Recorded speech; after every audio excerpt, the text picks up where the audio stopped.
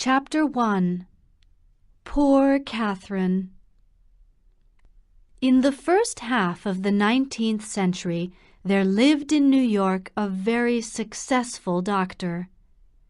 His success was for two reasons. He was without doubt a good doctor, intelligent and honest, but he also knew how to please his patients. He gave long, careful explanations about the illness, and always gave them some medicine to take. Indeed, his patients were fond of saying that they had the best doctor in the country. By the time he was 50, Dr. Austin Sloper was quite a famous person in New York. His conversation was clever and amusing, and no fashionable party in the city was complete without him. He was also lucky. In 1820, at the age of 27, he had married, for love, a very charming girl who had a fortune of $10,000 a year. For about 5 years, Dr. Sloper was a very happy husband. He continued to work as a doctor, and each year became more experienced and more successful. Some of the experience, however, was very unwelcome. His first child, a little boy of great promise, died at 3 years of age.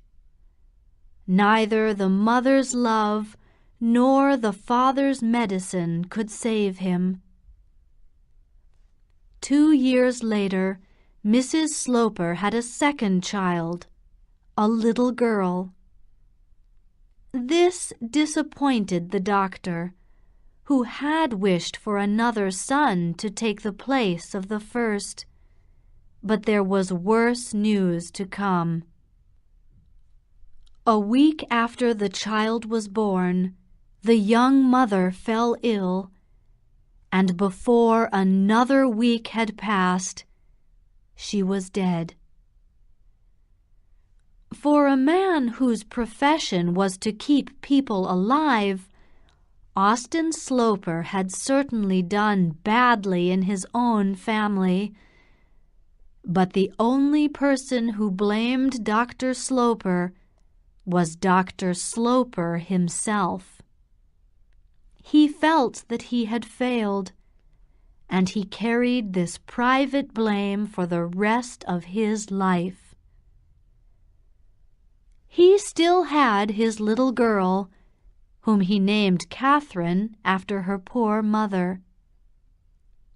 She grew up a strong and healthy child, and her father knew that he would not lose her.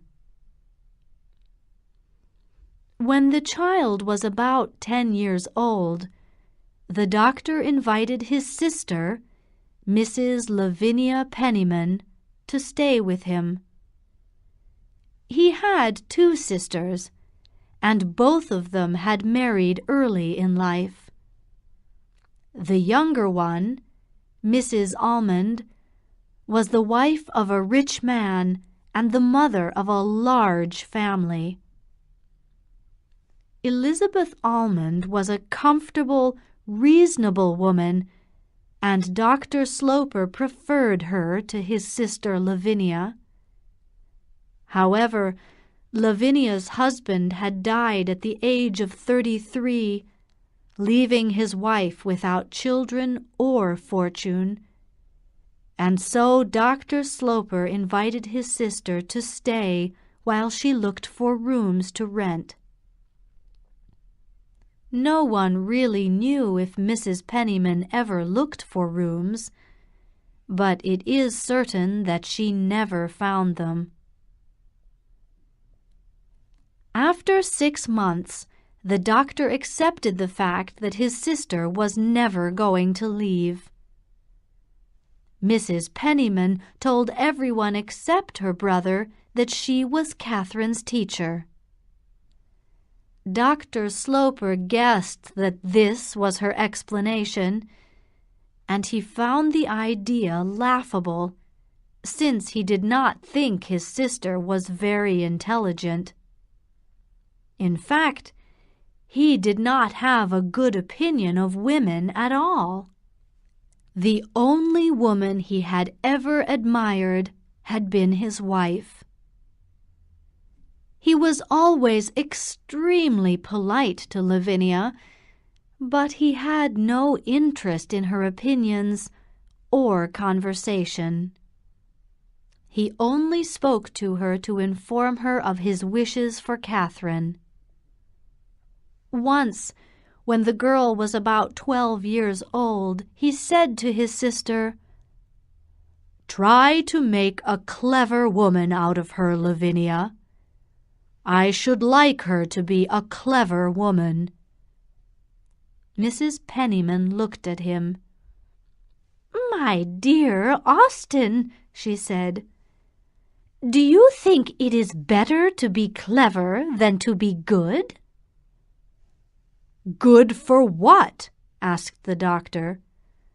"You are good for nothing unless you are clever.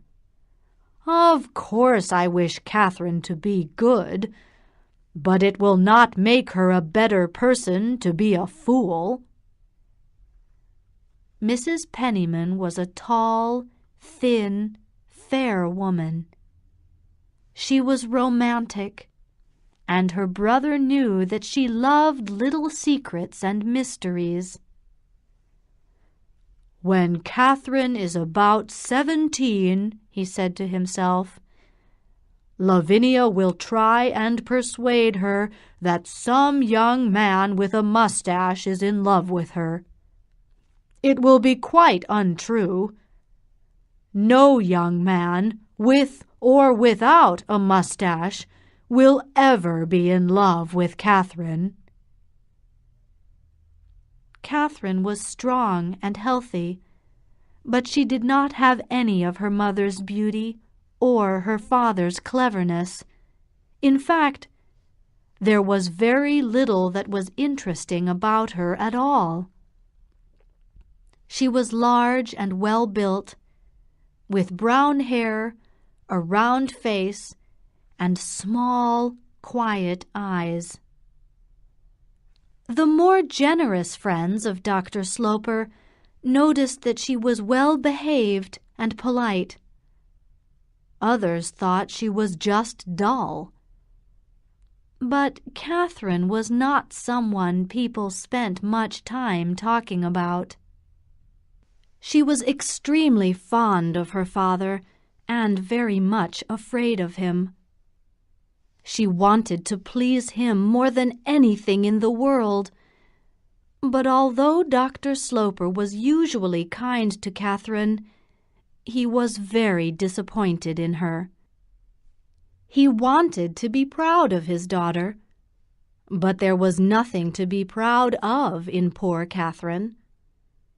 She was not elegant or pretty or charming like her mother, and by the age of 18, Mrs. Penniman had still not made her a clever woman.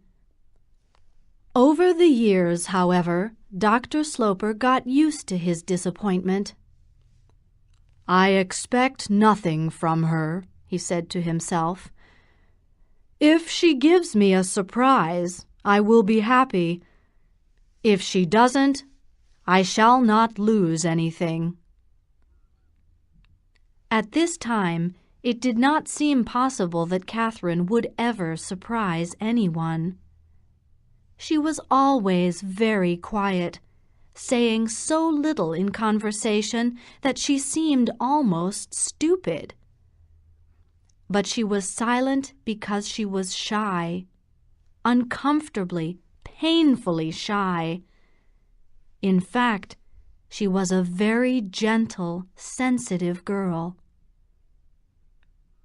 Slowly, Catherine realized that she was changing from a girl into a young lady. She began wearing expensive clothes in very bright colors, rather too bright for Dr. Sloper. When she was 20, she bought a red and gold evening dress, and did not seem to realize that it made her look 10 years older. Dr. Sloper preferred simple, elegant things, and it annoyed him to think that his child was both ugly and badly dressed, though he kept this opinion private. It must be added that Catherine was expected to become a very rich woman. She had already inherited some money from her mother, but the doctor had been making $20,000 a year by his profession and saving half of it. One day, this growing fortune would pass to Catherine. In 1835, Dr. Sloper moved his family to a more fashionable address. He built himself a handsome, modern house in Washington Square, which was just around the corner from Fifth Avenue. Across the road from the house, in the center of the square, was a pretty garden, which was open to everyone, though few people ever used it. Mrs. Almond lived further out of the city, in a house that was almost in the country. She had 9 children, and Catherine went with Mrs. Penniman to see her cousins every week. The little Almonds were now growing up. The boys had been sent off to college or to work in offices, while the girls looked for suitable husbands.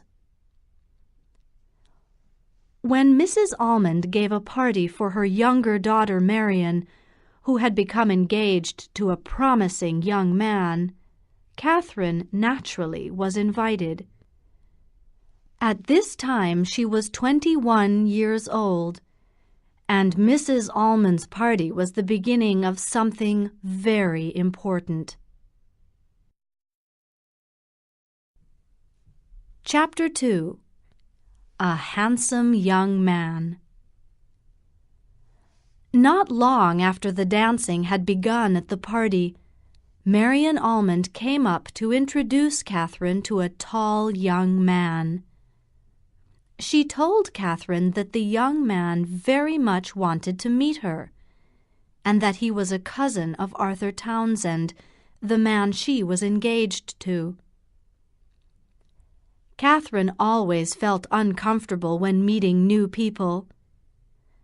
The young man, Mr. Morris Townsend, was very handsome, and when Marion went away, Catherine stood in front of him, not knowing what to say. But before she could get embarrassed, Mr. Townsend began to talk to her with an easy smile. "What a delightful party! What a charming house! What an interesting family! What a pretty girl your cousin is!" Mr. Townsend looked straight into Catherine's eyes. She answered nothing. She only listened and looked at him. He went on to say many other things in the same comfortable and natural way. Catherine, though silent, was not embarrassed. It seemed right that such a handsome man should talk, and that she should simply look at him. The music, which had been silent for a while, suddenly began again. He smiled and asked her to dance. Catherine gave no answer. She simply let him put his arm around her, and in a moment they were dancing around the room. When they paused, She felt that she was red, and then, for some moments, she stopped looking at him. "Does dancing make you dizzy?" he asked in a kind voice. Catherine looked up at him. "Yes," she murmured, though she did not know why. Dancing had never made her dizzy. "Then we will sit and talk," said Mr. Townsend. "I will find a good place to sit." He found a good place, a charming place, a little sofa in a corner that seemed meant for 2 persons. "We will talk," the young man had said. But he still did all the talking. Catherine sat with her eyes fixed on him, smiling and thinking him very clever. She had never seen anyone so handsome before.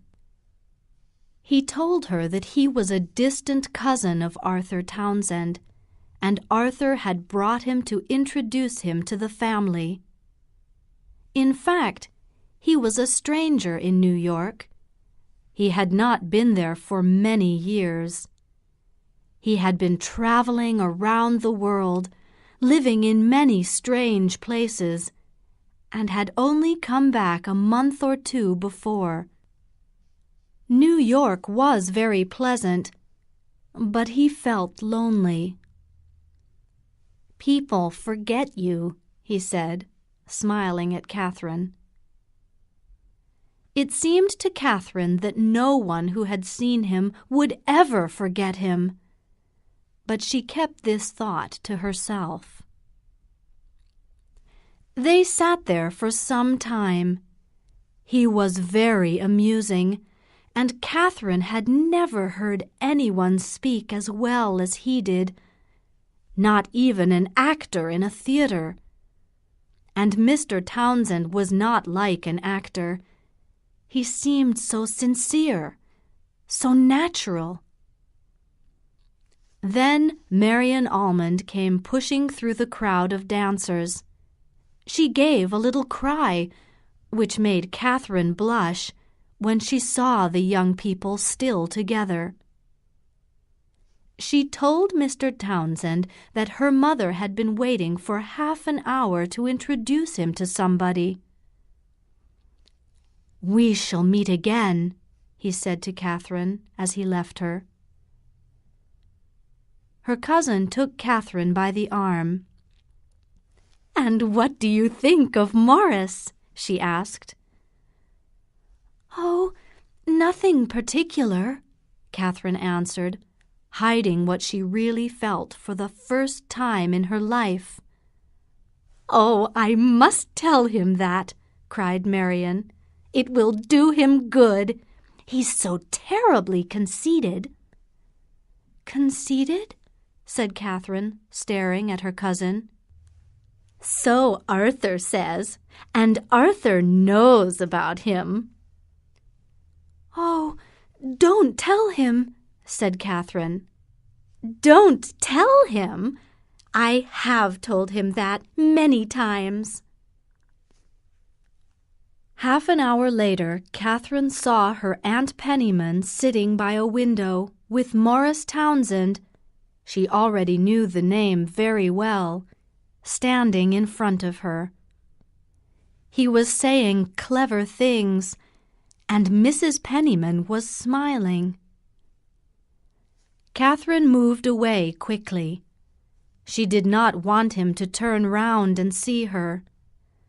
But she was glad he was talking to Mrs. Penniman, because it seemed to keep him near to her. In the carriage, as they drove home, Catherine was very quiet, and Dr. Sloper talked with his sister. "Who was that young man you spent so much time with?" he asked. "He seemed very interested in you." "He was not interested in me," said Mrs. Penniman. He talked to me about Catherine." "Oh, Aunt Penniman," Catherine murmured. "He is very handsome and very clever," her aunt went on. "He spoke in a very charming way." The doctor smiled. "He is in love with Catherine, then?" "Oh, Father," murmured the girl, thankful that it was dark in the carriage. "I don't know that, but he admired her dress." Admiring just the dress instead of the person might not seem very enthusiastic, but Catherine did not think this. She was deeply pleased. Her father looked, with a cool little smile, at her expensive red and gold dress. "You see," he said, "he thinks you have $80,000 a year." "I don't believe he thinks of that," said Mrs. Penniman. "He is too fine a gentleman." "He must be extremely fine not to think of that." "Well, he is," Catherine cried before she knew it. "I thought you had gone to sleep," her father answered. "The hour has come," he added to himself. "Lavinia is going to arrange a romance for Catherine." A few days after Mrs. Almond's party, Morris Townsend and his cousin called at Washington Square. Catherine and her aunt were sitting together by the fire in the parlor. Arthur Townsend sat and talked to Catherine, while his companion sat next to Mrs. Penniman. Catherine, usually so easy to please, tonight found Arthur rather uninteresting. She kept looking over at the other side of the room, where Morris Townsend was deep in conversation with her aunt. Every few minutes he looked over at Catherine and smiled, and she wished that she was sitting nearer to him. Arthur seemed to notice that Catherine was interested in his companion. "My cousin asked me to bring him," he explained. "He seemed to want very much to come. I told him I wanted to ask you first, but he said that Mrs. Penniman had invited him." "We are very glad to see him," said Catherine. She wished to talk more about him, but she did not know what to say.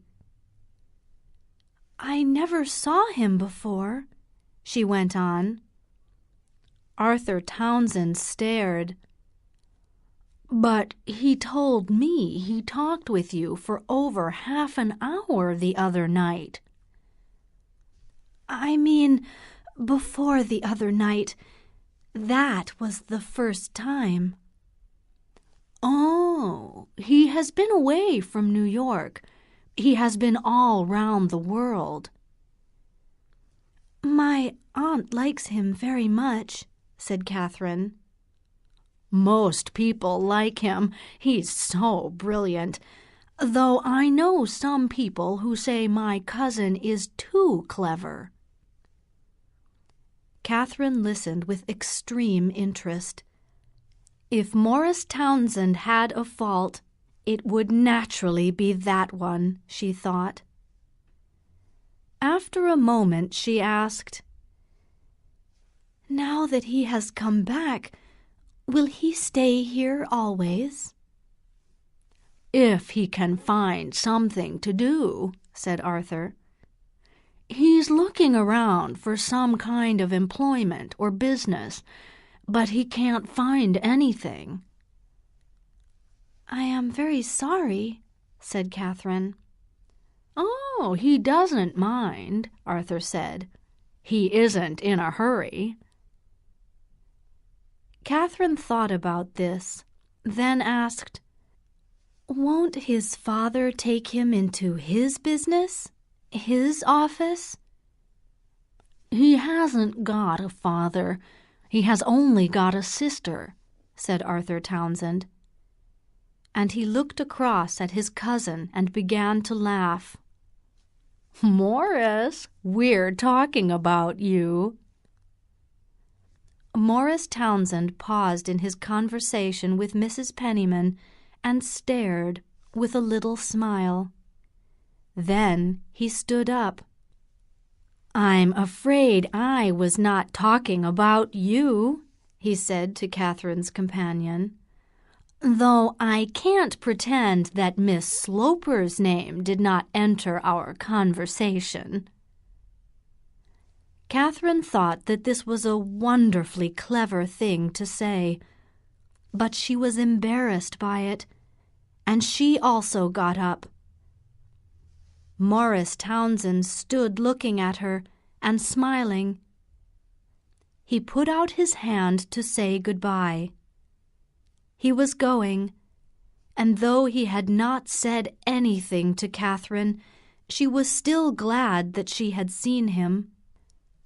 "I will tell her what you have said when you go," said Mrs. Penniman with a little laugh. Catherine blushed. She felt they were almost laughing at her. What in the world had this beautiful young man said? She saw that he was looking at her kindly. "I have not talked with you," he said, "and that was what I came for. But it will be a good reason for coming another time. I am not afraid of what your aunt will say when I go." After the two young men had left, Catherine, who was still blushing, gave Mrs. Penniman a serious look. "What did you say you would tell me?" she asked. Mrs. Penniman smiled and nodded a little. "It's a great secret, my dear child, but he is coming here to court you." Catherine was serious still. "Is that what he told you?" "He didn't say so exactly, but he left me to guess it. I'm good at guessing." Mrs. Penniman gave her niece a soft little kiss. "You must be very nice to him." Catherine stared. She was amazed. "I don't understand you," she said. "He doesn't know me." "Oh, yes, he does. He knows you more than you think. I have told him all about you." "Oh, Aunt Penniman," said Catherine in a frightened voice. "He is a stranger. We don't know him." "My dear Catherine, you know very well that you admire him." "Oh, Aunt Penniman," said Catherine again. Perhaps she did admire him, though this did not seem to her a thing to talk about. But she could not believe that this brilliant stranger wished to court her. Only a romantic woman like her aunt would believe that.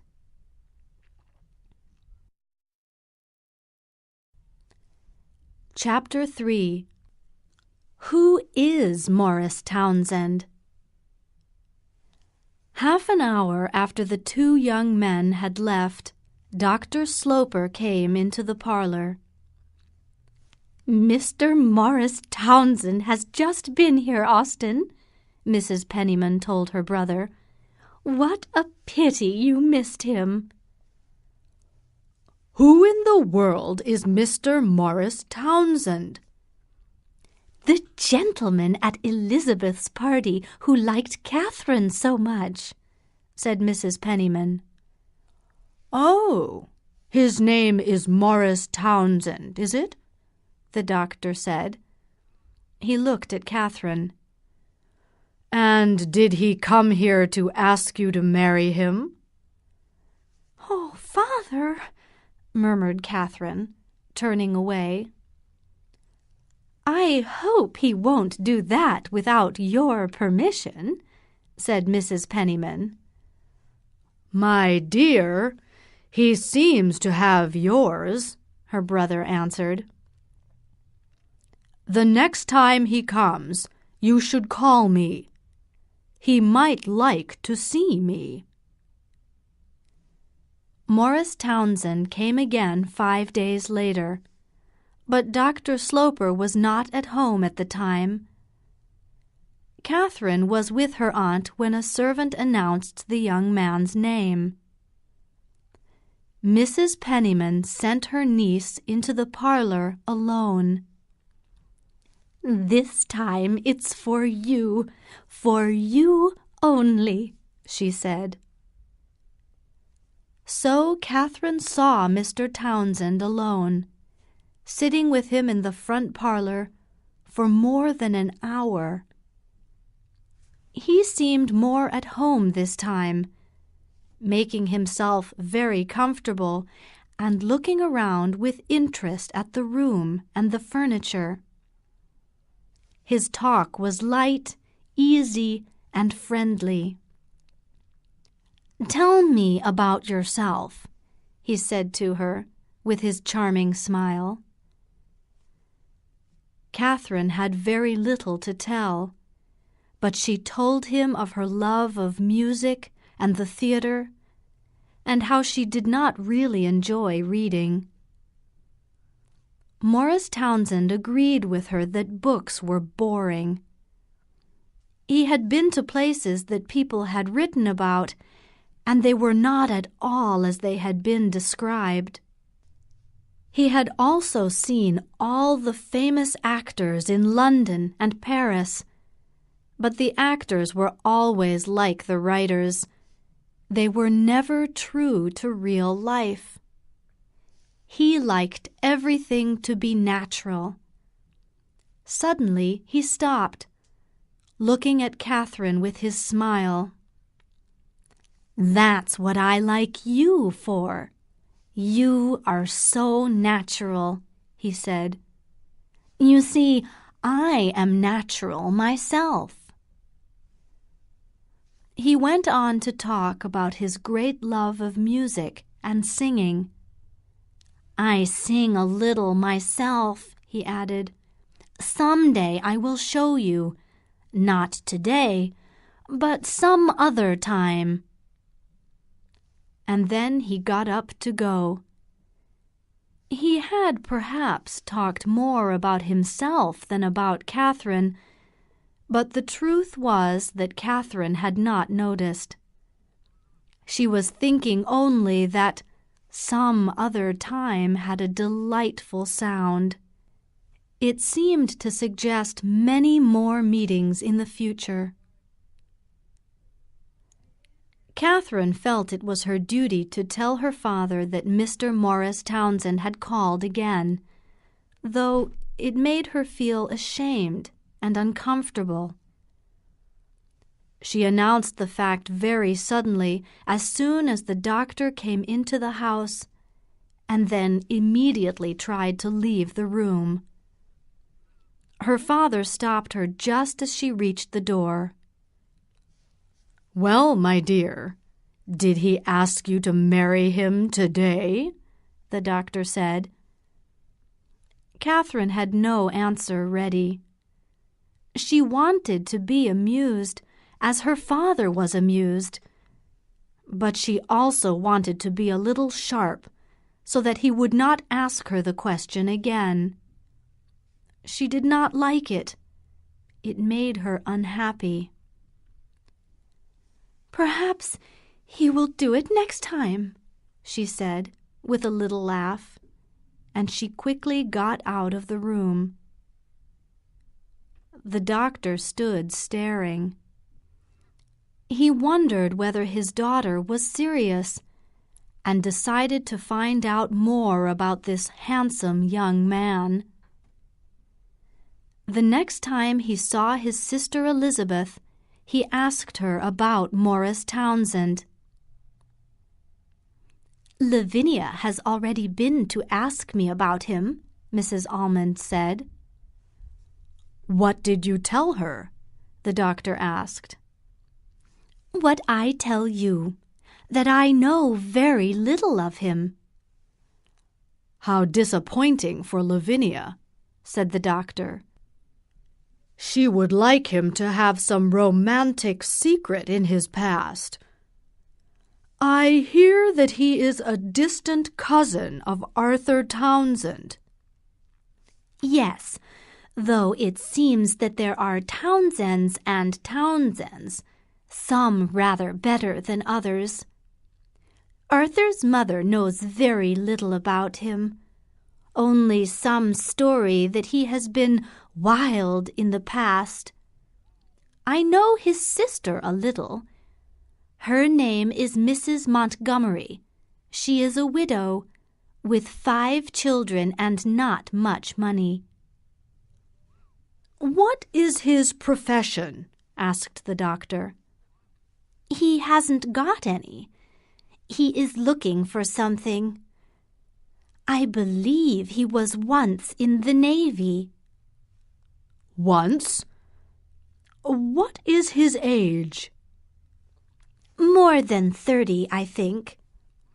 Arthur told me that he inherited a little money, which is perhaps why he left the Navy, and that he spent it all in a few years. He traveled all over the world, lived in foreign countries, amused himself. He has recently come back to America, and he told Arthur that he now wants to start his life seriously." "Is he serious about Catherine, then?" "I don't see why you are surprised," said Mrs. Almond. "It seems to me that you have never been fair to Catherine. You must remember that she will one day have $30,000 a year." The doctor looked at his sister for a moment. "I see that you remember it." Mrs. Almond blushed. "I don't mean that is the only good thing about her. I simply mean that it is important. You seem to think that nobody will ever want to marry her." "Why should I think differently, Elizabeth?" the doctor said. "How many young men have come courting Catherine, even with her expected fortune? None. Which is why Lavinia is so charmed that there is now a lover in the house. It is the first time." "I think young men are rather afraid of Catherine," said the doctor's wiser sister. "She seems older than they are. She is so large, and she dresses so richly. An older, more experienced man would recognize all the good things in her character and would find her delightful." "And Mr. Townsend? What are his reasons for courting Catherine? Is he sincere in liking her?" "It is very possible that he is sincere. Lavinia is sure of it." Dr. Sloper thought for a moment. "If he does not work, what are his means?" "I have no idea. He lives with his sister and her children on 2nd Avenue. A widow? With 5 children? Do you mean he lives upon her? Mrs. Almond looked at her brother a little impatiently. "Why not ask Mrs. Montgomery yourself?" she said. "Perhaps I will," said the doctor. Dr. Sloper was more amused than annoyed by the idea of Mr. Townsend courting his daughter. He was quite willing to believe the best of the young man, and if he was a sincere, honest man, it did not matter if he was poor, since Catherine had no need of a rich husband. "The next time he comes," he told Mrs. Penniman, "you must invite him to dinner." Mrs. Penniman was happy to pass on her brother's invitation, which Morris Townsend accepted, and the dinner was arranged. 2 or 3 other people were invited as well, and although Dr. Sloper talked very little to the young man during the meal, he watched him carefully. At the end of the meal, when the ladies had gone up to the parlor, leaving the men to their drinking, the doctor gave him some wine and asked him several questions. Morris Townsend was happy to talk, and the doctor sat quietly, watching his bright, handsome face. "He is clever, a good talker, and very self-confident," Catherine's father thought. "And he dresses very well. But I don't think I like him." The doctor, however, kept his thoughts to himself. Later, when the men joined the ladies in the parlor, Morris Townsend went over to Catherine, who was standing before the fire in her red evening dress. "Your father doesn't like me," said the young man. "I don't see how you know," said Catherine, blushing. "I can feel these things. You ask him, and you will see." "I would rather not ask him, if there is any danger of his saying what you think." Morris gave her a sad little smile. "So you will allow him to say things against me and not tell him he is wrong?" "I never argue with him," said Catherine. "And he won't say anything against you. He doesn't know you enough." Morris Townsend gave a loud laugh, and Catherine began to blush again. "I shall never talk about you," she said. "That is very well, but I would prefer you to say that it doesn't matter what your father thinks." "But it would matter. I couldn't say that," the girl cried. He stared at her, smiling a little, and just for a moment there was an impatient look in those fine eyes. But he spoke softly and sadly. "Then I must try to make him like me." The next time the doctor visited Mrs. Almond, he told her that he had now met Morris Townsend. "He is certainly a fine-looking young man," he said. "But what do you think of him as a father?" Mrs. Almond asked. "Lavinia tells me that Catherine is in love." "Well, she must stop being in love. He is not a gentleman. He is extremely charming and completely insincere." "You have decided very quickly," said Mrs. Almond. "Not at all. I have been studying people for a lifetime, and am now quite able to make a judgment in a single evening." "Very possibly you are right, but the thing is for Catherine to see it." "I will give her a pair of glasses," said the doctor. Chapter 4. Morris Townsend Looks for a Position. If it were true that Catherine was in love, she was certainly very quiet about it. She had told Morris Townsend that she would not mention him to her father, and so she said nothing about Morris's continued visits. It was only polite, of course, for Morris to visit after the dinner at Washington Square, and only natural for him to continue visiting.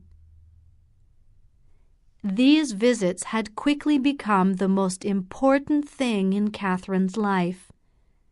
She was very happy. She did not yet know what the future would bring, and she was too modest to expect anything. She was just grateful for the present. The sound of his voice, the words he spoke to her, the expression of his face. Dr. Sloper suspected Morris Townsend's visits and noticed how quiet Catherine had become. "What is going on in this house?" he asked his sister. "Going on, Austin?" said Mrs. Penniman. "Why haven't you told me that Mr. Morris Townsend is coming to the house 4 or 5 times a week? I am away all day, and I see nothing." Mrs. Penniman thought for a moment. "Dear Austin," she said at last, "I cannot tell a secret." "Whose secret? Catherine's? Mr. Townsend's? If it is his, I think it is extremely foolish of you to have secrets with young men. You don't know where they will lead you." "I don't know what you mean," said Mrs. Penniman. "I take a great interest in Mr. Townsend. I don't hide that. But that is all." "It is quite enough. And what do you find so interesting about Mr. Townsend? His good looks?" "His misfortunes, Austin. I cannot tell you his story, but he would tell it to you himself if he thought you would listen to him kindly." The doctor gave a laugh. "I shall ask him very kindly to leave Catherine alone." "Catherine probably says kinder things to him than that." "Has she said that she loved him? Do you mean that?" Mrs. Penniman stared at the floor. "She doesn't talk to me about him. I think she is very happy. That is all I can say." "Townsend wants to marry her. Is that what you mean?" "He admires Catherine greatly," said Mrs. Penniman, "and he says the most charming things about her." And these misfortunes that you refuse to tell me about, did they make him poor?" "It is a long story," said Mrs. Penniman, "and all I can say is that he has been wild in the past, but he has paid for it." The doctor smoked his cigar in silence, then said, "I am told he lives with his sister and does nothing for himself." "He is looking very seriously for a position," said Mrs. Penniman. "He hopes every day to find one." "Exactly. He is looking for it here, over there in the front parlor. The position of husband of a weak woman with a large fortune. That would suit him perfectly." Mrs. Penniman got up and looked at her brother a little angrily. "My dear Austen," she said, "you are making a great mistake if you think that Catherine is a weak woman." And with this, she walked away. The family in Washington Square spent every Sunday evening at Mrs. Almond's house. On the Sunday after his conversation with Mrs. Penniman, Dr. Sloper went off to another room to talk to his brother-in-law about business. He came back later to find that Morris Townsend had arrived and was sitting on a sofa beside Catherine. There were several friends of the family present, and it was easy for the two young people to sit and talk privately. The doctor saw at once, however, that his daughter was painfully conscious that he was watching her. She sat very still, with her eyes down, blushing deeply. Dr. Sloper felt so sorry for her that he turned his eyes away. "Poor Catherine," he thought. "It must be very nice for her to have a beautiful young man court her. Perhaps I should give him another chance." A little later, when Morris Townsend was standing alone, the doctor crossed the room towards him. The young man looked at him with a little smile. "He's amazingly conceited," thought the doctor. Then he said, "I am told you are looking for a position." "Yes, I should like some work," Morris Townsend replied. "But I fear that I have no special talents." "You are too modest," said the doctor. "I know nothing of you except what I see, but I see by your face that you are extremely intelligent." "Ah," Townsend said. "I don't know what to answer when you say that. You advise me, then, not to give up hope?" The question seemed to have a double meaning, and the doctor looked at him for a moment before he answered. "No young man should ever give up hope. If he does not succeed in one thing, he can try another." Morris Townsend stared down at his shoes. "Were you kindly suggesting a position for me?" he then asked, looking up and smiling. This annoyed the doctor, and he paused for a moment. Then he said, "I sometimes hear of possibilities. How would you feel, for example, about leaving New York?" I am afraid I could not do that. I must find my fortune in this city. You see," added Morris Townsend, "I have responsibilities here. I have a sister who depends on me." "Family feeling is very important," said Dr. Sloper. "I often think there is not enough of it in our city. I think I have heard of your sister." "It is possible, but I doubt it. She lives so very quietly." "As quietly, you mean," the doctor went on with a short laugh, "as a lady may do with several small children." "I help with my little nephews and nieces," said Morris Townsend. "I am their teacher." "That is very good, but it is not a career." "It won't make my fortune," agreed the young man. Later in the evening, the doctor spoke to Mrs. Almond. "I should like to see his sister," he said, "Mrs. Montgomery.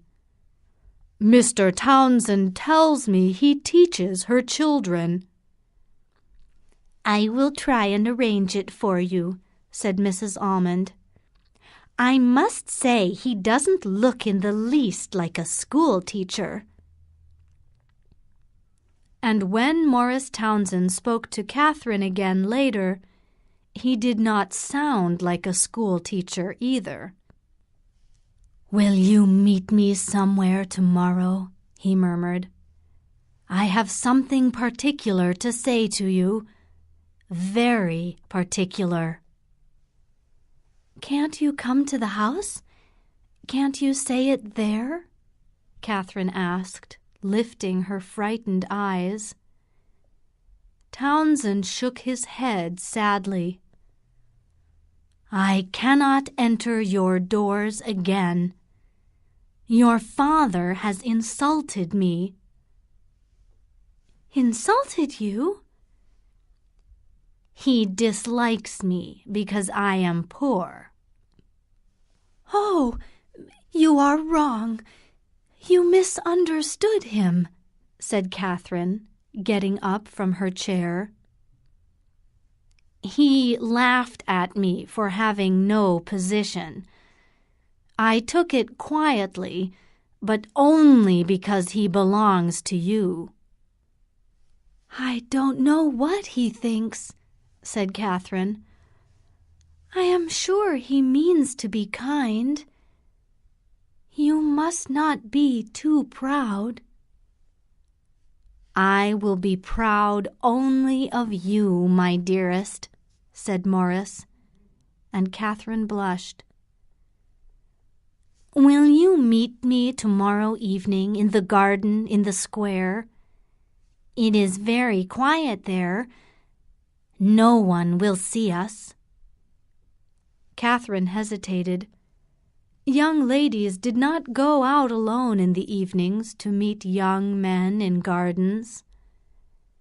"I am not very brave," she said. "Ah, then, if you are afraid, what shall we do?" She hesitated again, then at last said, "You must come to the house. I am not afraid of that." "I would rather meet in the square," the young man said. "You know how empty it is often. No one will see us." "I don't care who sees us. But leave me now." He left her. He had got what he wanted. Catherine met the young man next day in the place she had chosen. among the elegant furniture of a New York parlor. Mrs. Penniman, as usual, left the two young people alone to enjoy their romantic meeting. "We must decide what to do," said Morris. He had already, on earlier visits, told Catherine that he loved her. He had put his arm around her and taken kisses, which had made her heart beat very fast. She felt deeply, wonderfully happy, but she was also confused and a little frightened. After Morris had kissed her on his last visit, she had begged him to go away, to let her think. She felt his kisses on her lips for a long time afterwards, and she could not think clearly at all. What would she do if, as she feared, her father told her that he did not like Morris Townsend? Today, however, when Morris spoke about deciding something, she felt that it was the truth, and said simply, "We must do our duty. We must speak to my father. I will do it tonight. You must do it tomorrow." "It is very good of you to do it first," Morris answered. "The young man, the happy lover, usually does that." "You must promise to be gentle with my father." "I shall try," Morris promised. "But do you know what your father will say? He will tell you I want your money." "Oh," murmured Catherine softly, "how wrong he is." Morris gave her a fond little kiss. "I shall tell him that he is wrong," said Catherine. "He will argue with you." Catherine looked at her lover for a minute, and then she said, "I shall persuade him, but I am glad we shall be rich." Morris turned away. "No, it's a misfortune," he said. "It is from that our problems will come." "If it is the worst misfortune, we are not so unhappy. I will persuade him, and after that we shall be very glad we have money." Morris listened to these sensible words in silence. "You must speak for me on this. I cannot do it myself." Catherine, too, was silent for a while. She looked at Morris, who was staring out of the window. "Morris," she said suddenly, "are you very sure you love me?" He turned round and came to her at once. "My own dearest, can you doubt it?" "I have only known it 5 days," she said. "But now it seems to me something I could not live without." "You will never need to try." He gave a gentle laugh.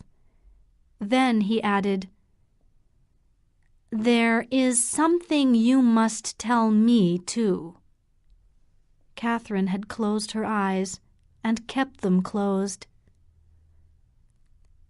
"You must tell me," Morris went on, "that if your father is against me, you will still be faithful." Catherine opened her eyes and stared at him. She could give no better promise than what he read there.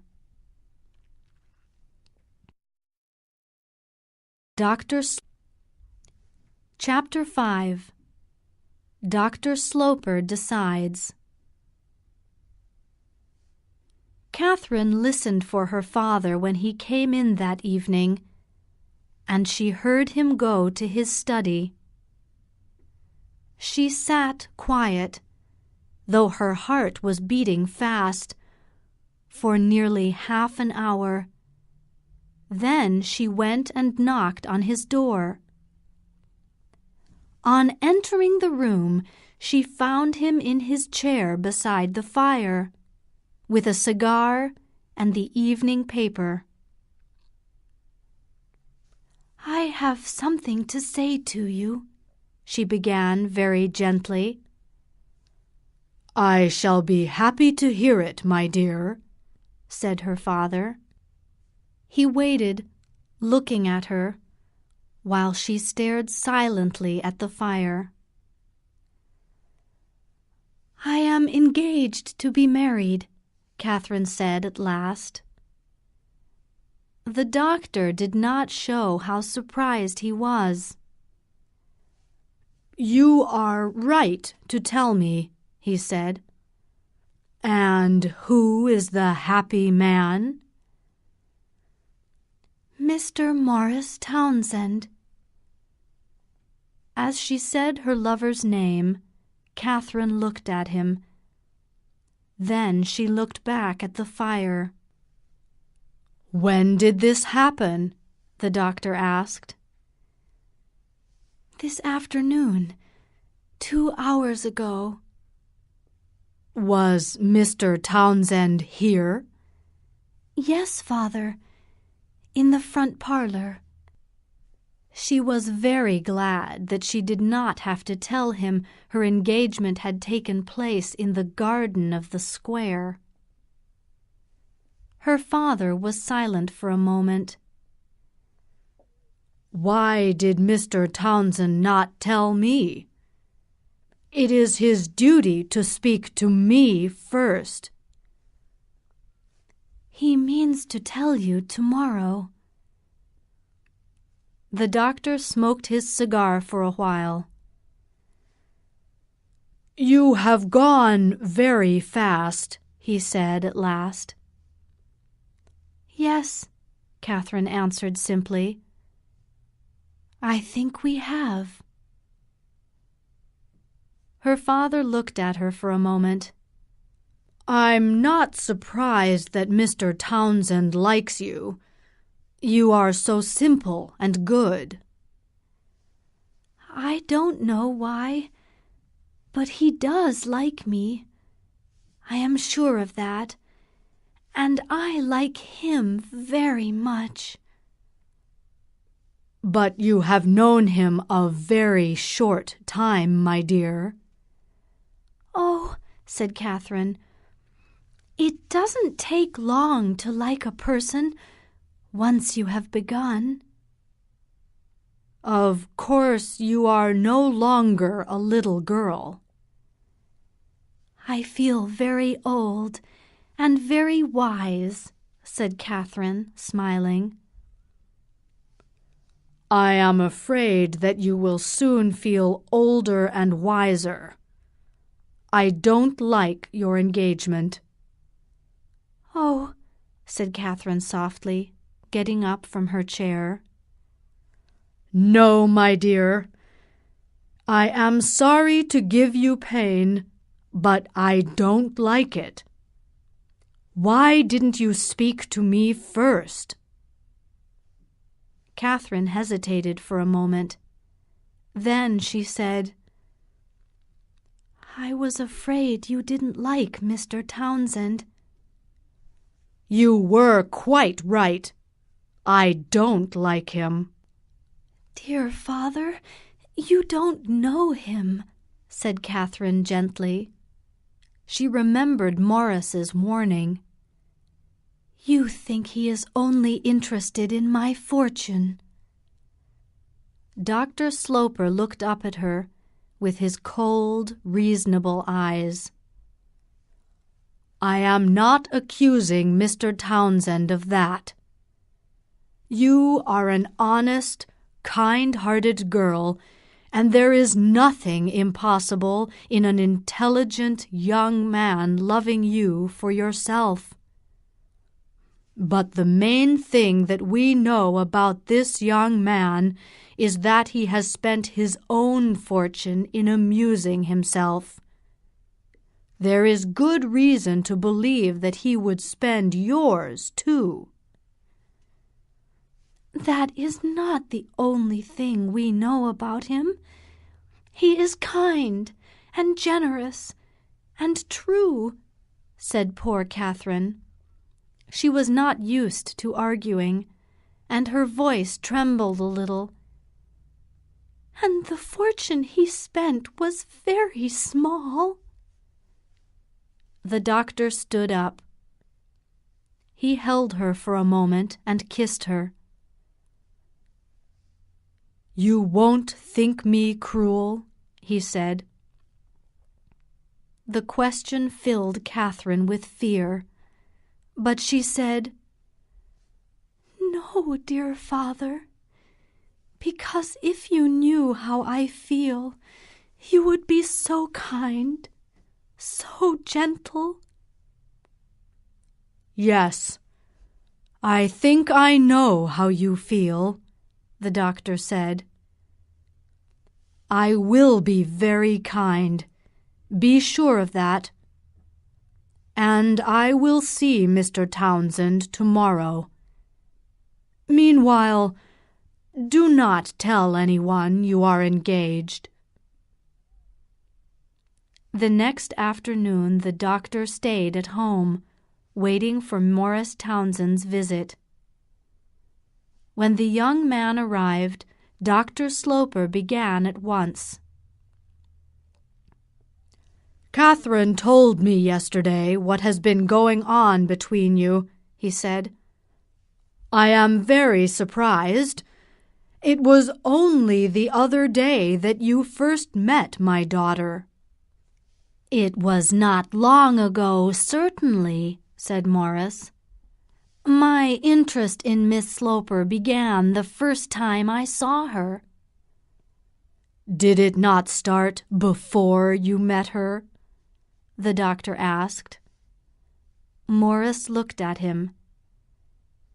"I had certainly already heard that she was a charming girl." "Naturally you will speak well of her," said the doctor. "But that is not the only thing that is necessary. I told Catherine yesterday that I did not like her engagement." "She told me, and I was very sorry to hear it. I am greatly disappointed," said Morris, looking at the floor.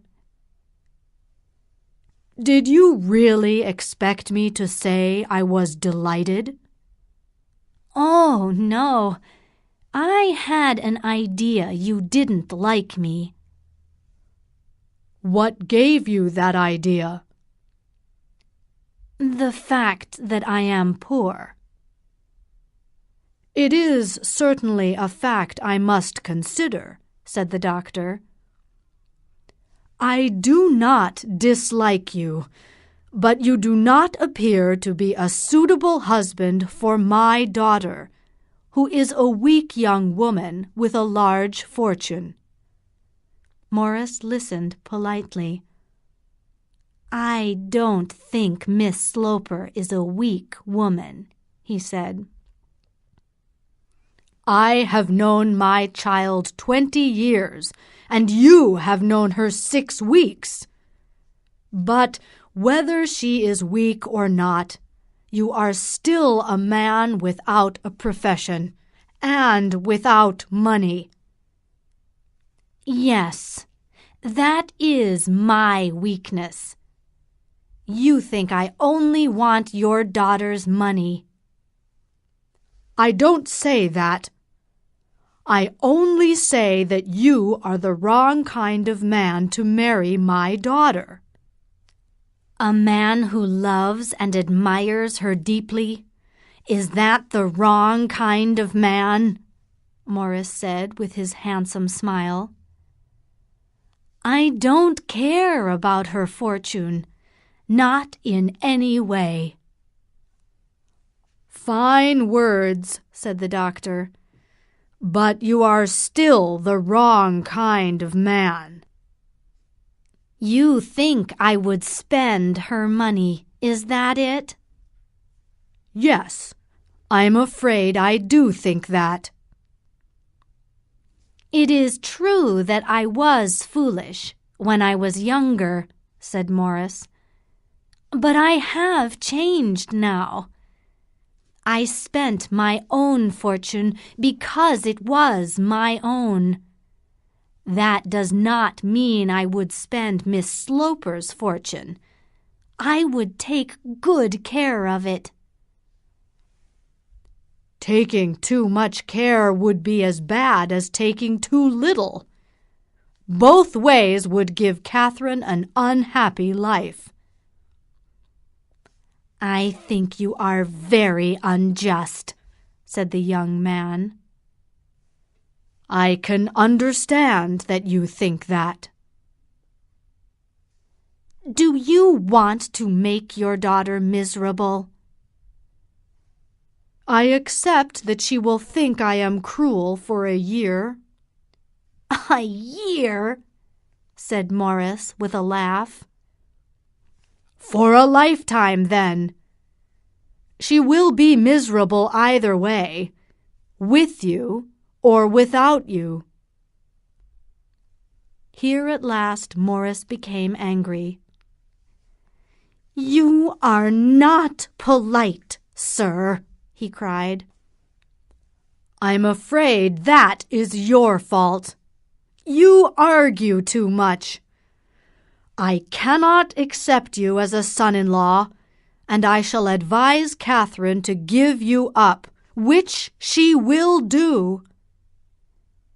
"Are you sure that she will give me up?" asked Morris. "I don't think she will. She has gone too far to stop." The doctor stared at him coldly for a moment. "I will say no more, sir," said Morris, and he left the room. When the doctor told Mrs. Almond about his meeting with Morris Townsend, she thought that he had perhaps been too hard on the young man. "Lavinia thinks I am being very cruel," said the doctor. "And how is Catherine taking it?" said Mrs. Almond. "Very quietly. There have been no noisy tears or anything of that kind." "I am very sorry for Catherine," Mrs. Almond said. "Now she will have to choose between her father and her lover." "I am sorry for her too," said the doctor.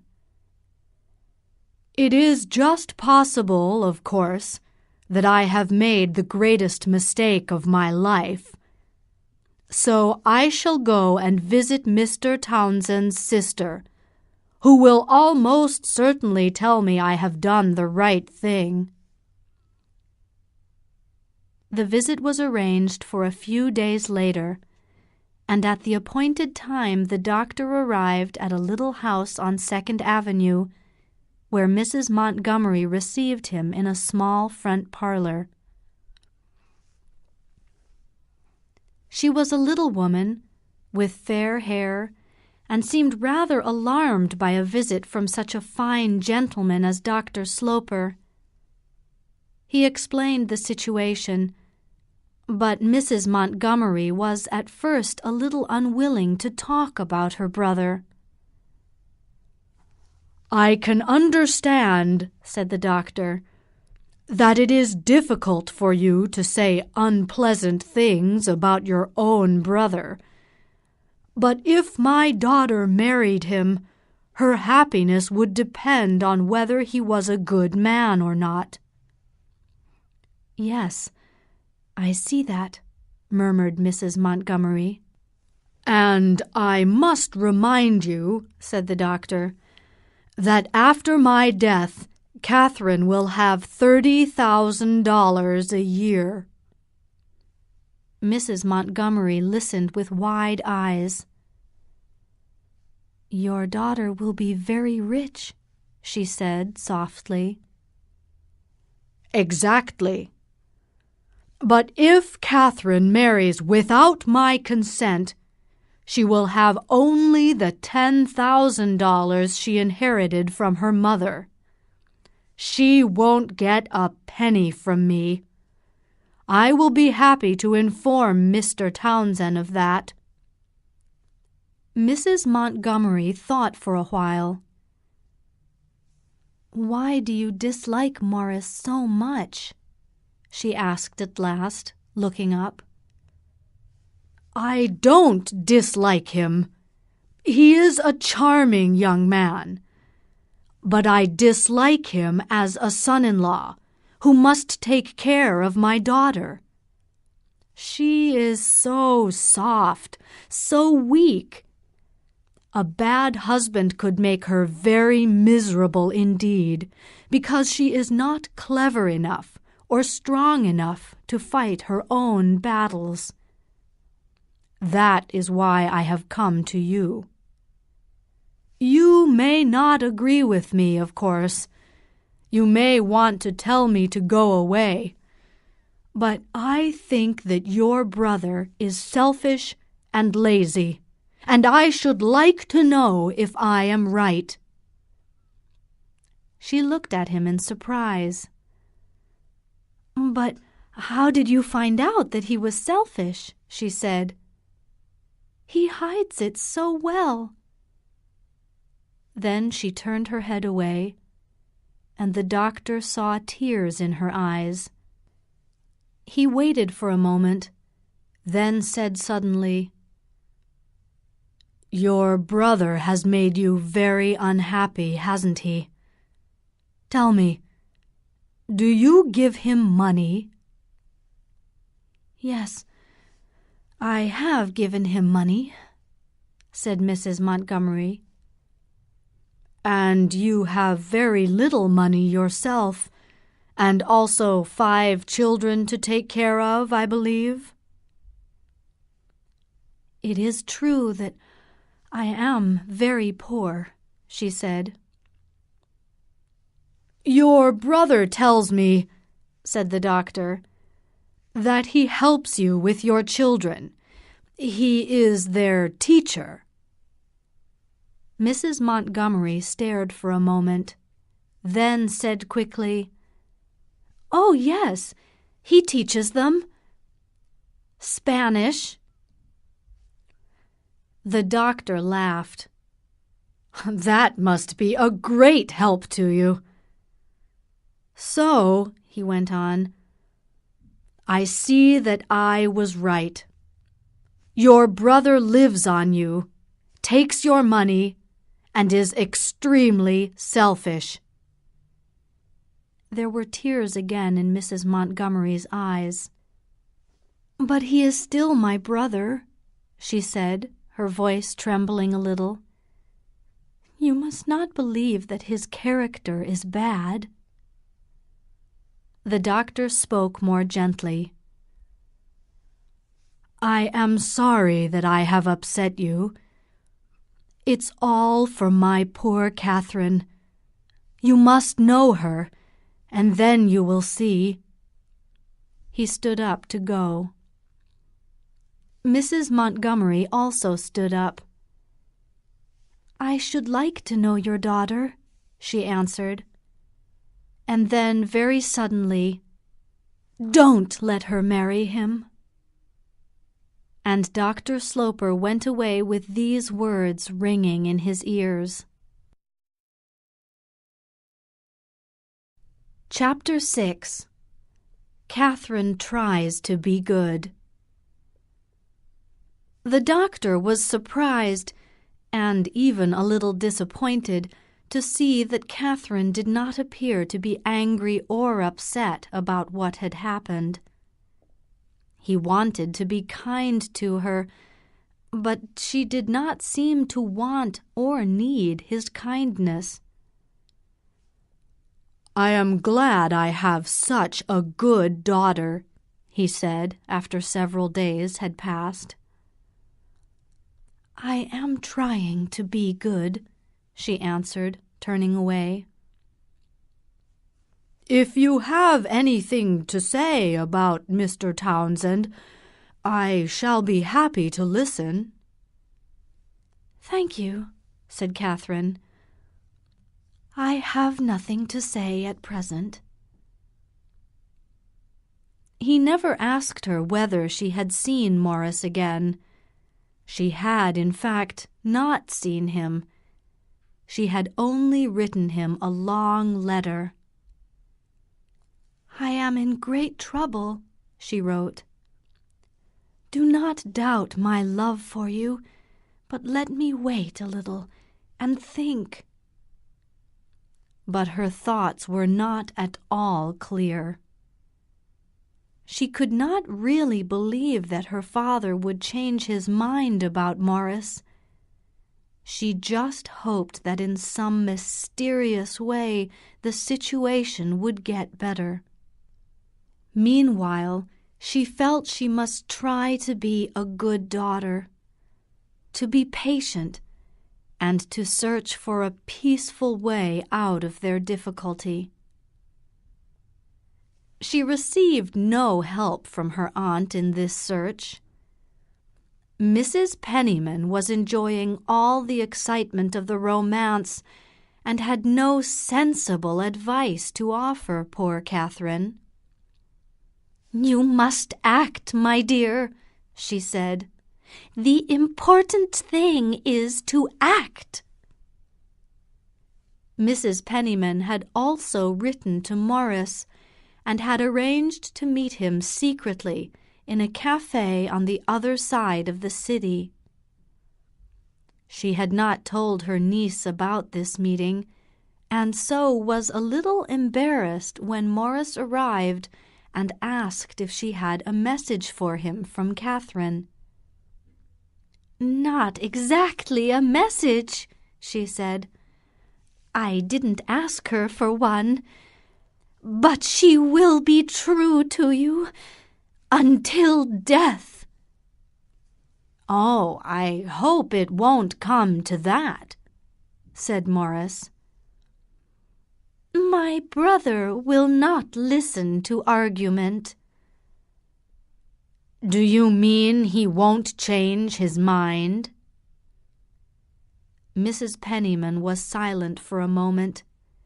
Then she smiled at Morris. "Marry Catherine first and tell him afterwards," she cried. "That is the way I see it. A secret marriage." The young man stared at her. "Do you advise me to do that? To marry her without her father's consent?" She was a little frightened, but went on. "If you marry Catherine, you will show my brother that he has been wrong about you. He will see that it is not just because you like the money." Morris hesitated, then said, "But I do like the money." "But you don't like it more than Catherine. And when he realizes that, he will think it is his duty to help you." Morris looked for some moments at the floor. At last he looked up and said, "Do you think there is already a will leaving money to Catherine?" "I suppose so. Even doctors must die," she replied. And you believe he would certainly change it if I married Catherine? Yes, but then he would change it back again. But I can't depend on that, said Morris. Do you want to depend on it? Mrs. Penniman asked. He blushed a little. I do not want to injure Catherine. You must not be afraid. Be afraid of nothing, and everything will go well. Mrs. Penniman told Catherine that evening that she had had a meeting with Morris Townsend, and for almost the first time in her life, Catherine felt angry. Why did you see him? I don't think it was right. I was so sorry for him. And you wouldn't see him, my dear, said Aunt Lavinia. I have not seen him because my father has forbidden it, Catherine said very simply. This annoyed Mrs. Penniman, and she began to read the evening newspaper, so that Catherine would have to ask her about her meeting with Morris. But it was several minutes before Catherine finally spoke. What did he say? She asked. He said he is ready to marry you any day. Catherine made no answer to this, and after a few minutes Mrs. Penniman added that Morris looked very tired. Catherine got up from her seat and went to the fire. Mrs. Penniman hesitated for a moment. He said he was afraid of only one thing, that you would be afraid. The girl turned very quickly. Afraid of what? Afraid of your father. Catherine turned back to the fire again. After a pause, she said, I am afraid of my father. Mrs. Penniman got up quickly from her chair and went to her niece. Are you going to give him up, then? For some time Catherine stared at the fire and did not move. Then she lifted her head and looked at her aunt. Why do you make it so difficult for me? She said. I don't think you understand, or that you know me. You had better not have any more meetings with Mr. Townsend. I don't think it is right. My father wouldn't like it if he knew. And you will inform him? Is that what you mean? Well, I am not afraid of my brother, but I shall not try to help again. You are too ungrateful. I am disappointed, but your father will not be. Good night.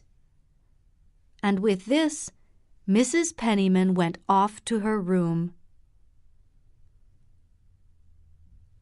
Catherine sat alone by the parlor fire, lost in her thoughts, for more than an hour. She felt that to displease her father was a terrible thing, but she had made a plan and must go on with it. Her father was in his study, and it was 11 o'clock when she finally knocked on his door. Even when he answered her, she was too afraid to go in.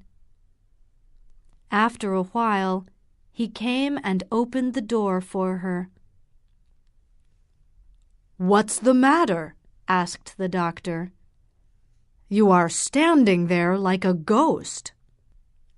She went into the room and her father looked at her for a few moments, waiting for her to speak. He then went back to his writing desk and sat down, turning his back on his daughter. At last she began,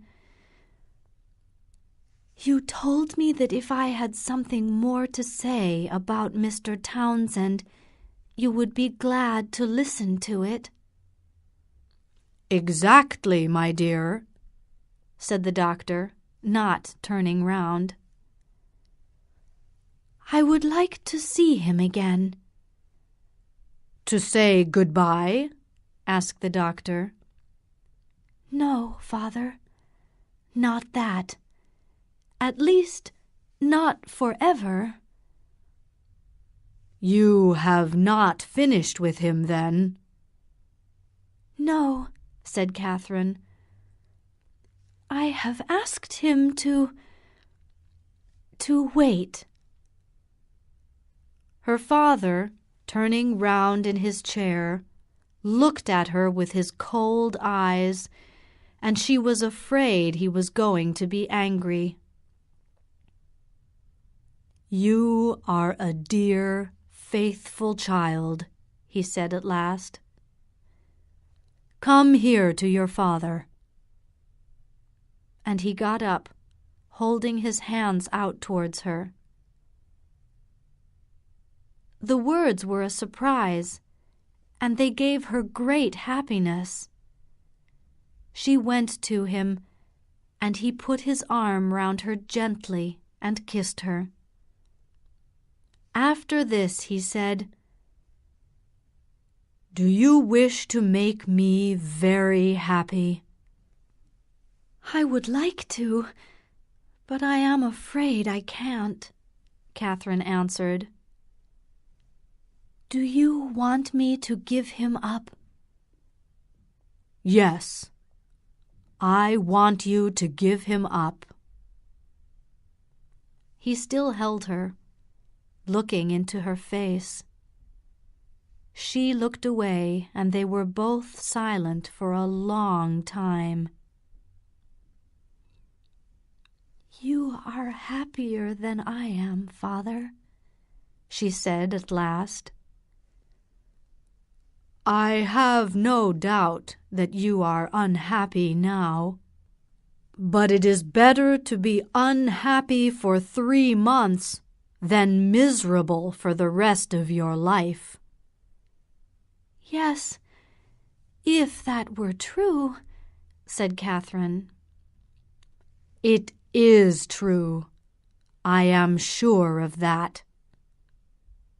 When she did not answer, he went on, "Don't you believe that I want the best for your future? I know how bad men can be, how false." She moved away from him. "He is not false. What has he done? What do you know?" "He has never done anything.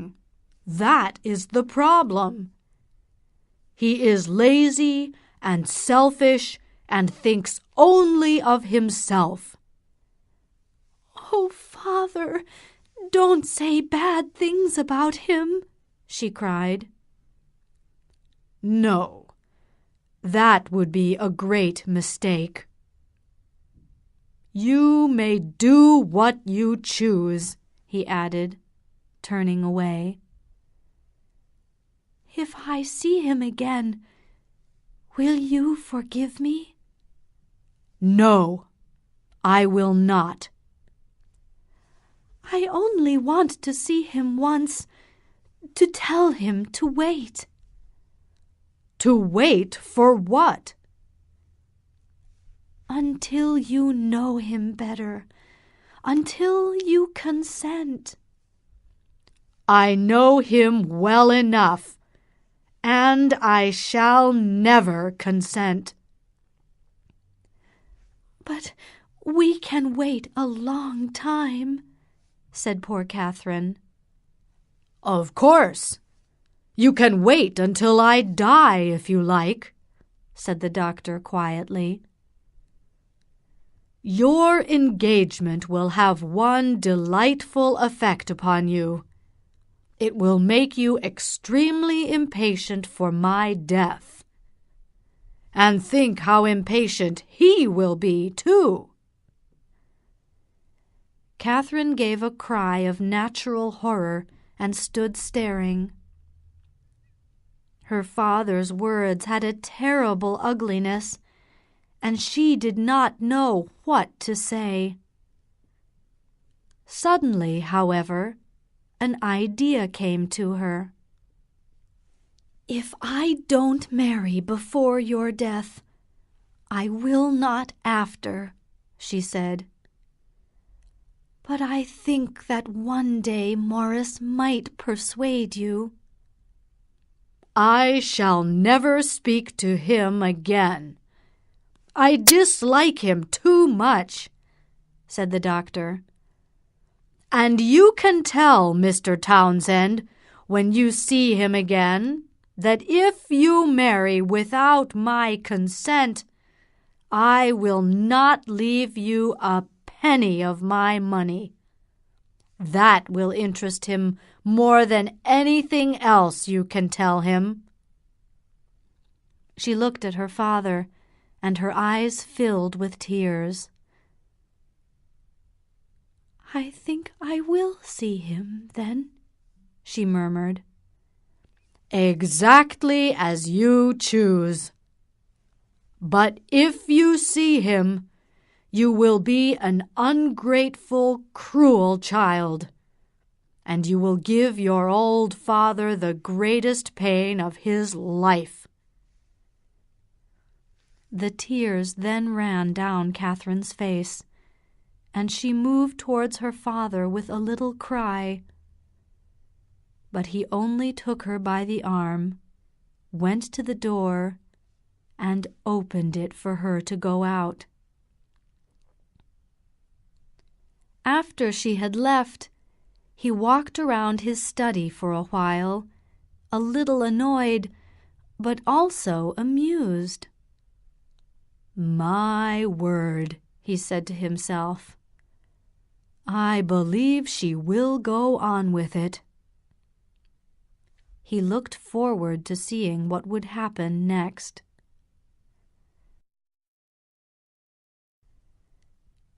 Chapter 7. Catherine Decides. The next day, Dr. Sloper called Mrs. Penniman into his study. "I don't want Catherine or you," he said coldly, "to see young Townsend again, and I expect you to obey me." "Do you wish to murder your child?" Mrs. Penniman asked. "No. I wish to make her live and be happy." "You will kill her. She had a terrible night." "She won't die of one bad night, nor of several." It was true that Catherine had had a terrible sleepless night. But though her heart was breaking, she tried not to show her pain to the world. Mrs. Penniman was very disappointed to see that there were no tears in her niece's eyes when she came down to breakfast. That afternoon, Catherine wrote to Morris, and the next day he came into the front parlor and stood before her. She thought that he looked more beautiful than ever. "Why have you made me wait so long?" he asked. "Every hour has seemed like years. Have you decided whether you will keep me or give me up?" "Oh, Morris," she cried, "I never thought of giving you up." "What, then, were you waiting for?" I thought my father might look at it differently, but he looks at it still in the same way." "Then why have you sent for me?" "Because I wanted to see you," cried Catherine. Morris watched her for a moment. "Will you marry me tomorrow?" he asked suddenly. "Tomorrow?" "Next week, then. Any time in the next month." "Isn't it better to wait?" said Catherine. "To wait for what?" She did not know for what, but she felt afraid. "Until we have thought about it a little more." He shook his head sadly. "I thought you had been thinking about it these 3 weeks. Do you want to go on doing that for 5 years? My poor girl," he added. "You are not faithful to me."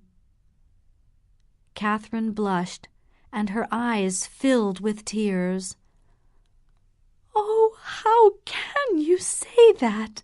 she murmured. "You must take me or leave me," said Morris. "You can't please your father and me. You must choose between us." "I have chosen you," she said. "Then marry me next week." She stood staring at him. "Isn't there any other way?" "None that I know of." He turned away, walked to the window, and stood looking out. "You are very afraid of your father," he said at last. "I suppose I must be," she said simply. "Your fear of him seems greater than your love for me." "Oh, Morris," she said, going to him. After a while she told Morris what her father had said. "If I marry without his consent, I shall not inherit any of his fortune. He told me to tell you that. He seemed to think—" Morris blushed angrily. "What did he seem to think?" "That it would make a difference." "It will make a difference in many things, but it will not change my love for you."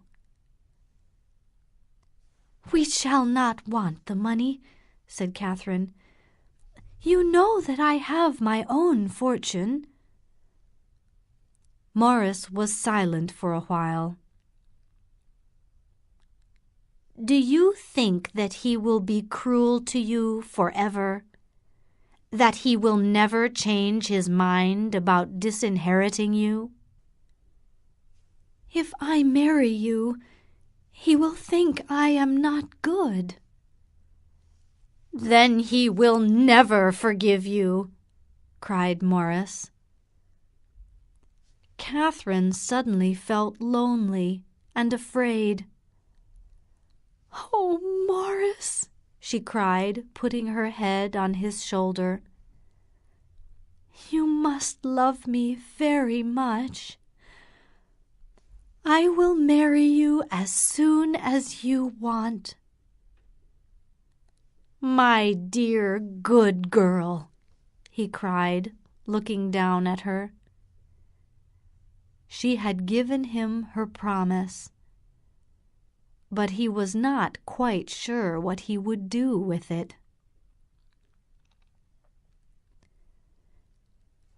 For about a week, life in Washington Square continued much as before.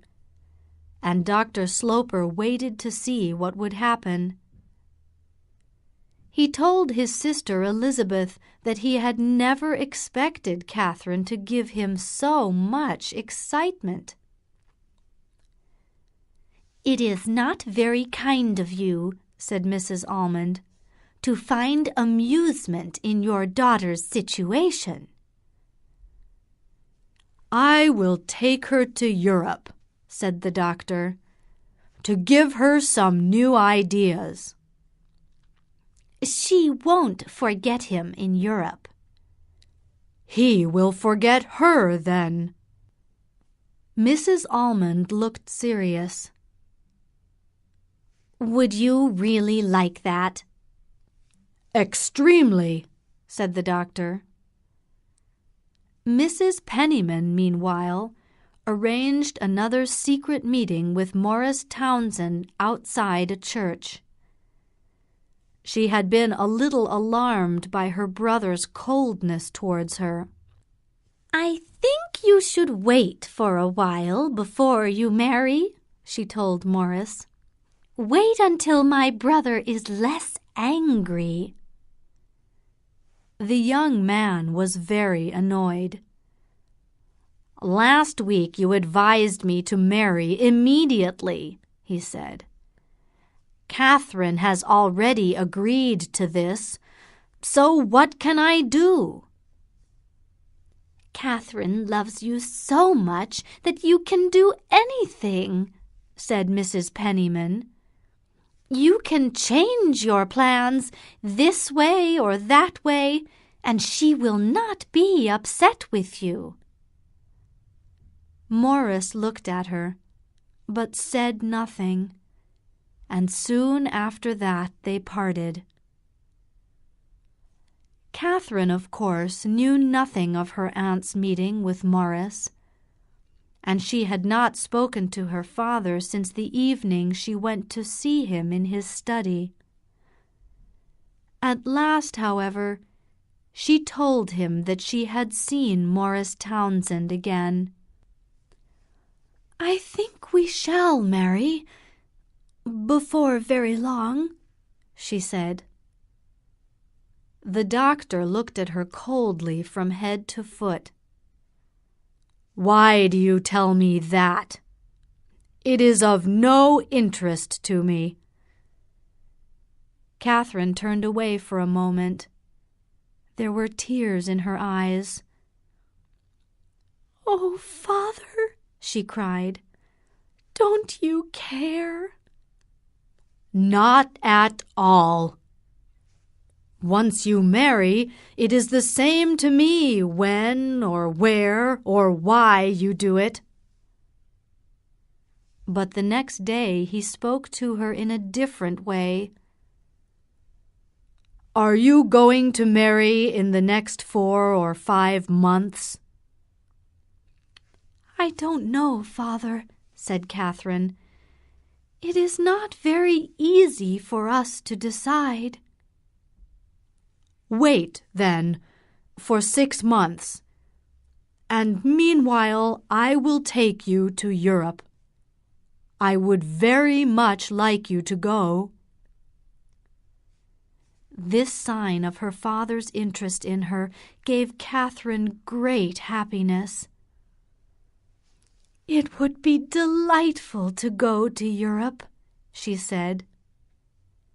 But her happiness soon disappeared when she realized that she would not see Morris for several months. Mrs. Penniman was not invited, and she understood very well why the doctor had made this plan. "He thinks the journey will make you forget Morris," she told her niece. Catherine could not decide whether to obey her father's wishes or not. She wrote to Morris and asked him to meet her in the square. They met the next day, and during a long walk she told him about her father's invitation. "He thinks I will forget you," said Catherine. "Well, my dear, perhaps you will. There are so many exciting things to see in Europe." "Please don't say that," Catherine answered gently. "I am not interested in seeing Europe." "You should go," said Morris. "It will please your father, and perhaps he will forgive you and change his mind about disinheriting you." "And not get married for so long?" "We can marry when you come back," said Morris. "You can buy your wedding clothes in Paris." They were away, in fact, for a year, and during the first 6 months the name of Morris Townsend was not mentioned. The doctor found much to interest him in Europe, but although Catherine was always quiet and obedient, she was, her father thought, a very unintelligent companion. One day, at the end of the summer, they were walking together in a lonely valley in the mountains. It was beginning to get dark, and the air was cold and sharp. Suddenly, the doctor stopped and looked at Catherine. "Have you given him up?" he asked. The question was unexpected, but Catherine did not hesitate. "No, Father," she answered. He looked at her for some moments without speaking. "Does he write to you?" he asked. "Yes, about twice a month."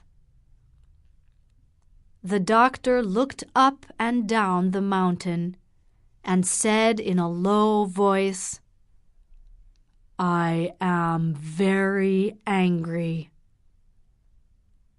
"I am sorry," Catherine murmured. She felt lonely and frightened in this wild place. "One day he will leave you," said the doctor, "alone and hungry, in a place like this. That's what he will do." "That's not true, Father, and you should not say it," she cried. "It's not right." He shook his head slowly. "No, it's not right, because you won't believe it. But it is true." Dr. Sloper did not speak of Morris again until the night before they sailed to New York. "What are you going to do when you get home?" he asked suddenly. "Do you mean about Mr. Townsend?" "About Mr. Townsend." "We shall probably marry." "So you will go off with him as soon as you arrive?" Catherine did not like the way he said this. "I cannot tell you until we arrive," she said.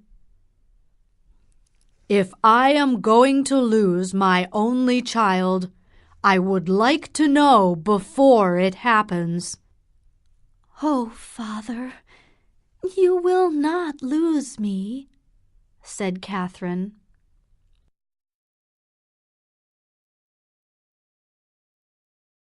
Chapter 8.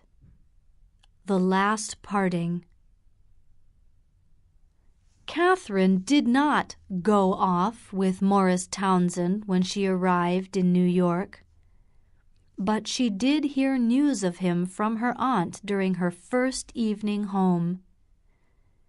In fact, while she had been away, Morris had been a frequent visitor in Washington Square, taking tea with Mrs. Penniman and sitting in Dr. Sloper's study to smoke cigars. Mrs. Almond had told her sister that she was behaving foolishly. "You should not be so friendly with him, Lavinia," she said.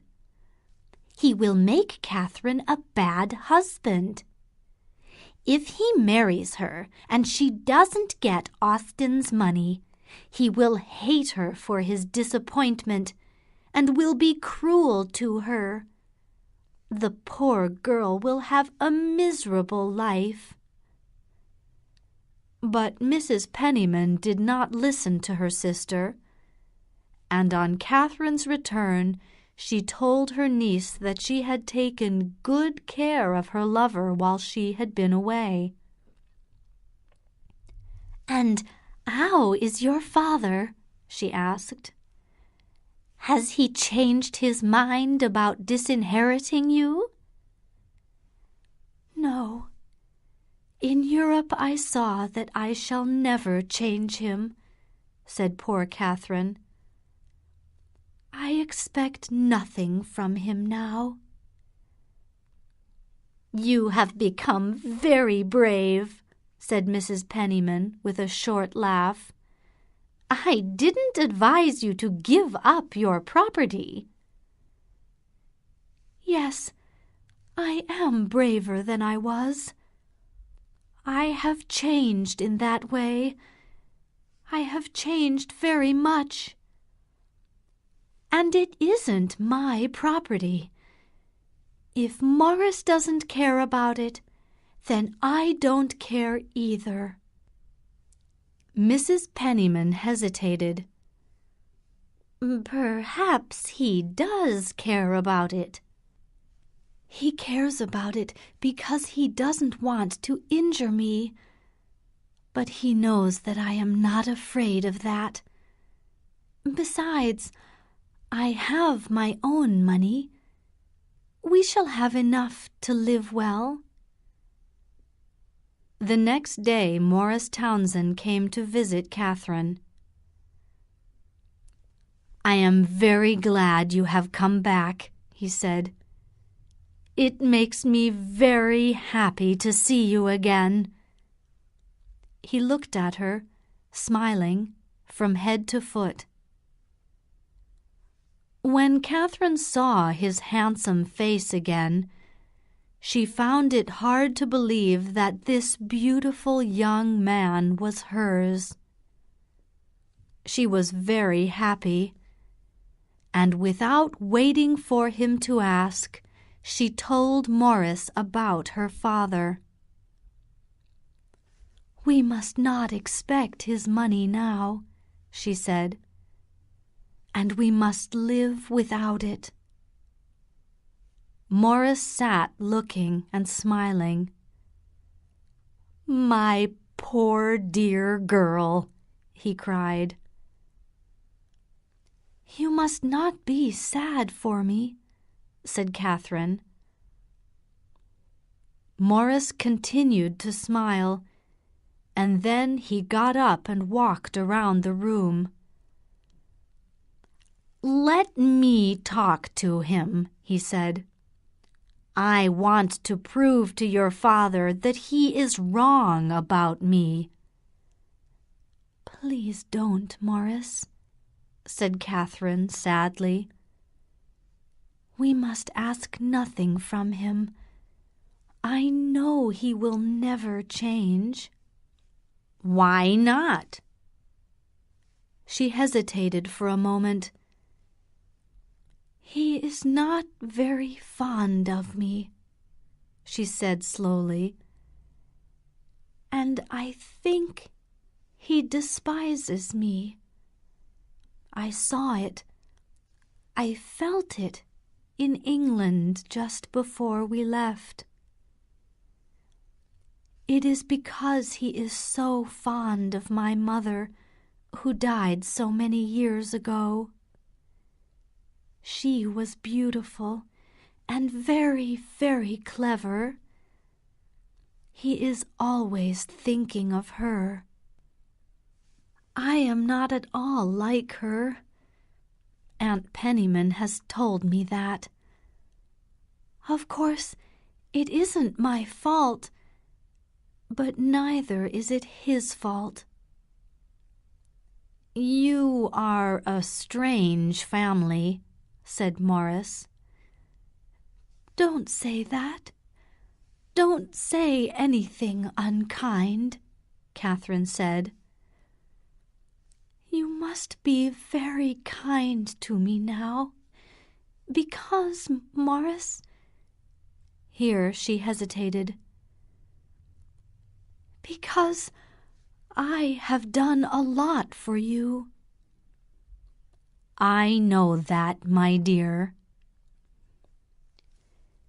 It has been terrible for me to feel so distant from my father, to feel that he despises me. I would be so miserable if I didn't love you. We must be very happy together. And Morris, you must never despise me. This was an easy promise to make, and Morris made it. But for the moment, he made no further promises. Dr. Sloper spoke to both his sisters soon after his return. He told Mrs. Penniman that he would never accept Morris Townsend as a son-in-law, and he told Mrs. Almond that he was now no longer amused by Catherine, only annoyed. She will never give Mr. Townsend up, said Mrs. Almond. Then she will be very unhappy, and I can't prevent it. Poor Catherine, said Mrs. Almond. We must be as kind to her as we can. Mrs. Penniman arranged another secret meeting with Morris. They went for a long walk together, and she told him what the doctor had said. He will never give us a penny, said Morris angrily. After a pause, he added, I must give her up. Mrs. Penniman was silent for a moment. Though she thought of Morris as a son, she was also a little afraid of him. I think I understand you, she said gently. But my poor Morris, do you know how much she loves you? No, I don't. I don't want to know. It will be very hard for Catherine, said Mrs. Penniman. You must help her. The doctor will help you. He will be delighted with the news. He will say, I always told you so. Morris blushed bright red. I find this all very unpleasant, he said. A true friend would try and make it easier for me. Would you like me to tell her? Mrs. Penniman asked. You mustn't tell her, but you can— He hesitated, trying to think what Mrs. Penniman could do. You can explain that I don't want to come between her and her father. Are you not going to come and see her again? Oh, no, I shall come again. But I want this business to end soon. I have been 4 times since she came back, and it's very hard work." "But you must have your last parting," his companion cried.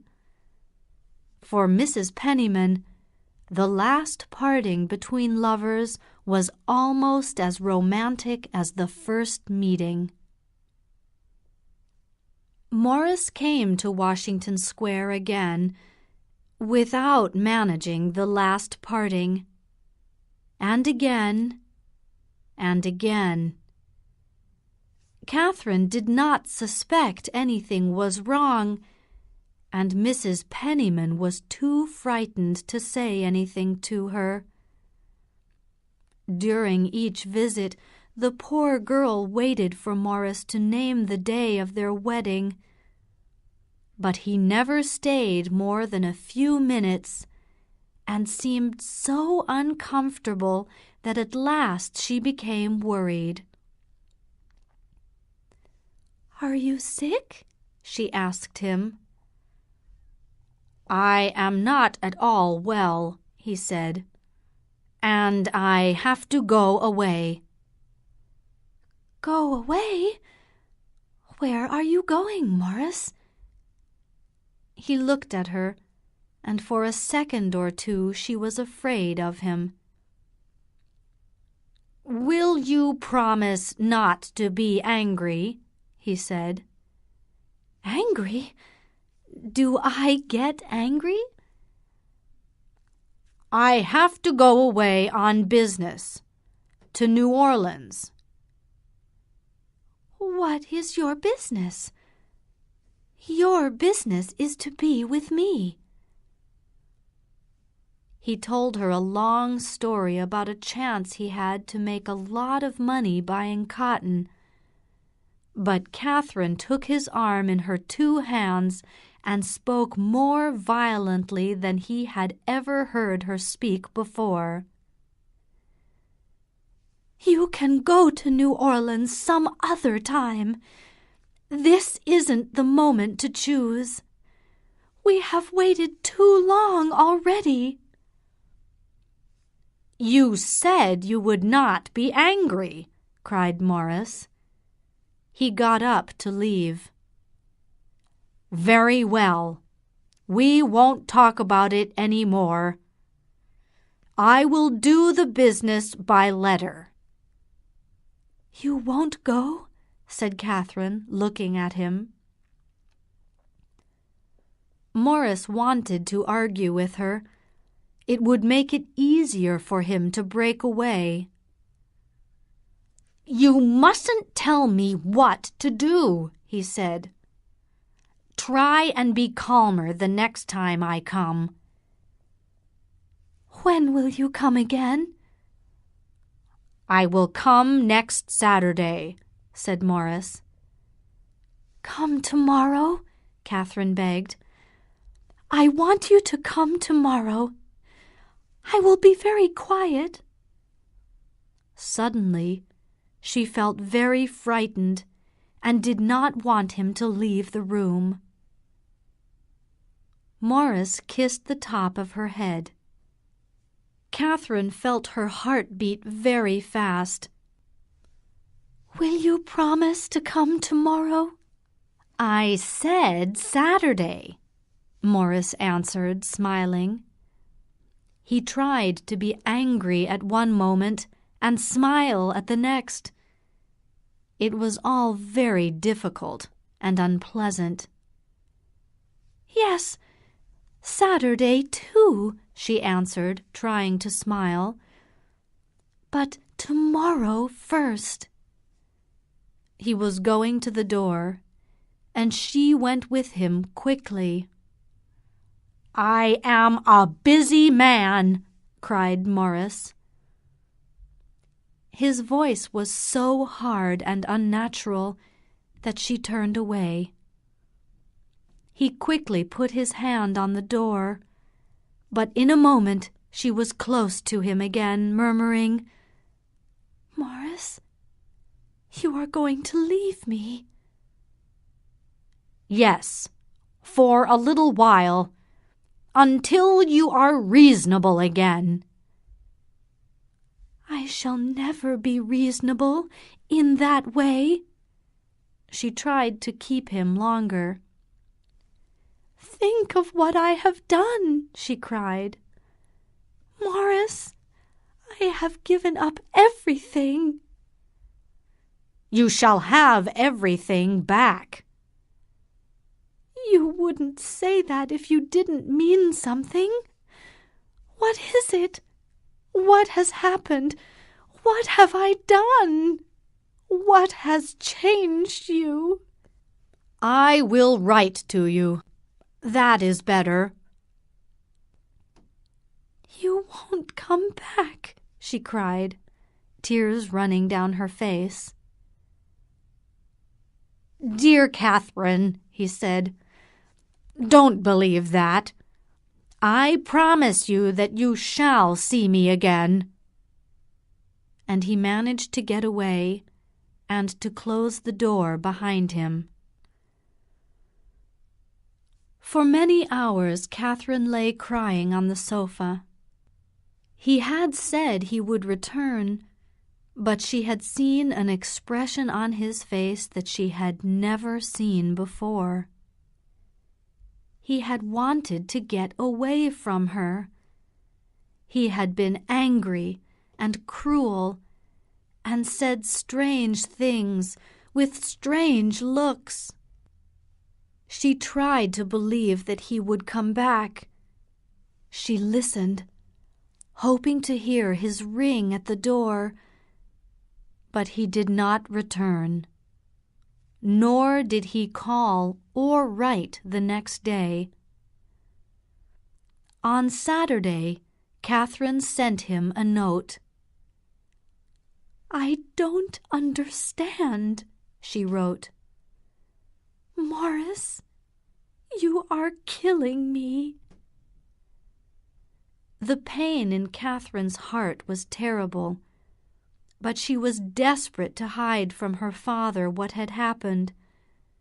So she tried very hard to be brave. She ate her meals, went on with her daily life as usual, and said nothing to anybody. I am afraid you are in trouble, my dear, Mrs. Penniman said to her. Can I do anything to help you? I am not in any trouble and do not need any help, said Catherine. After a few days, the doctor, who had been watching in silence, spoke to his sister Lavinia. The thing has happened. He has left her. It seems to make you happy to see your daughter upset. It does, said the doctor, because it shows I was right. The following afternoon, Catherine went for a walk and returned to find Mrs. Penniman waiting for her. Dear Catherine, you cannot pretend with me, said her aunt. I know everything, and it is better that you should separate. Separate? Who said we were going to separate? Isn't it broken off? Asked Mrs. Penniman. My engagement? Not at all. I am sorry, then. I have spoken too soon. But what has happened between you? Said Mrs. Penniman. Because something has certainly happened. Nothing has happened. I love him more and more. Mrs. Penniman was silent. I suppose that's why you went to see him this afternoon. Catherine blushed. Yes, I did go to see him, she cried. But that's my own business. Then we won't talk about it. Mrs. Penniman moved towards the door, but stopped when Catherine cried out, Aunt Lavinia, where has he gone? At his house they said he had left town. I asked no more questions. I was ashamed. Has he gone to New Orleans? Mrs. Penniman had not heard of the New Orleans plan, but she did not tell Catherine this. If you have agreed to separate, she said, the further he goes away, the better. Catherine stared. Agreed? Has he agreed it with you? He has sometimes asked for my advice. Is it you, then, that has changed him? Catherine cried. Is it you that has taken him from me? How could you be so cruel? What have I ever done to you? You are a most ungrateful girl, said Mrs. Penniman. It was me who helped bring you together. I wish he had never come to the house. That's better than this, said poor Catherine. She was silent for a few minutes, then got up and walked around the room. Will you please tell me where he is? I have no idea, said Mrs. Penniman. Will he stay away forever? Oh, forever is a long time. Your father, perhaps, won't live forever. Catherine stared at her aunt. He has planned it, then. He has broken it off and given me up. Only for the present, dear Catherine. He has left me alone, said Catherine, shaking her head slowly. I don't believe it. 2 days later, Catherine received a long letter from Morris. It explained that he was in Philadelphia and that he would be away on business for a long time. He said he would find it impossible to forget her, but he did not want to come between her and her rightful fortune. It was his dearest wish that she should have a happy and peaceful life, and he hoped that they would one day meet as friends.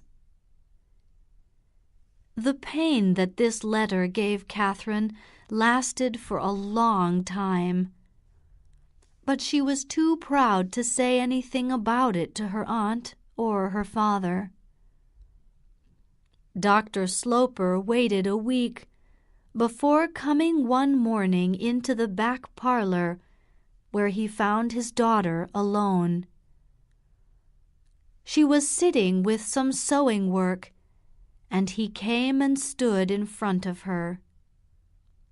He was going out and had his hat on. "I would be grateful if you would tell me when you plan to leave my house," he said. Catherine looked at him with a long, silent stare. "I shall not go away," she said. The doctor looked surprised. "Has he left you?" have broken off my engagement." "Broken it off?" "I have asked him to leave New York, and he has gone away for a long time." The doctor did not believe this, and he was disappointed at losing the chance to say that he had been right. "How does he like your sending him away?" he asked. "I don't know," said Catherine. "You mean you don't care? You are rather cruel after playing with him for so long."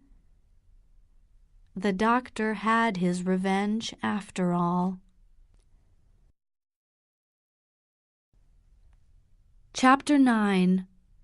Morris Returns. No one ever learnt the truth about the end of Catherine's engagement. Catherine never spoke about it, keeping her secret even from Mrs. Almond, who was very kind to her after Morris Townsend had left New York.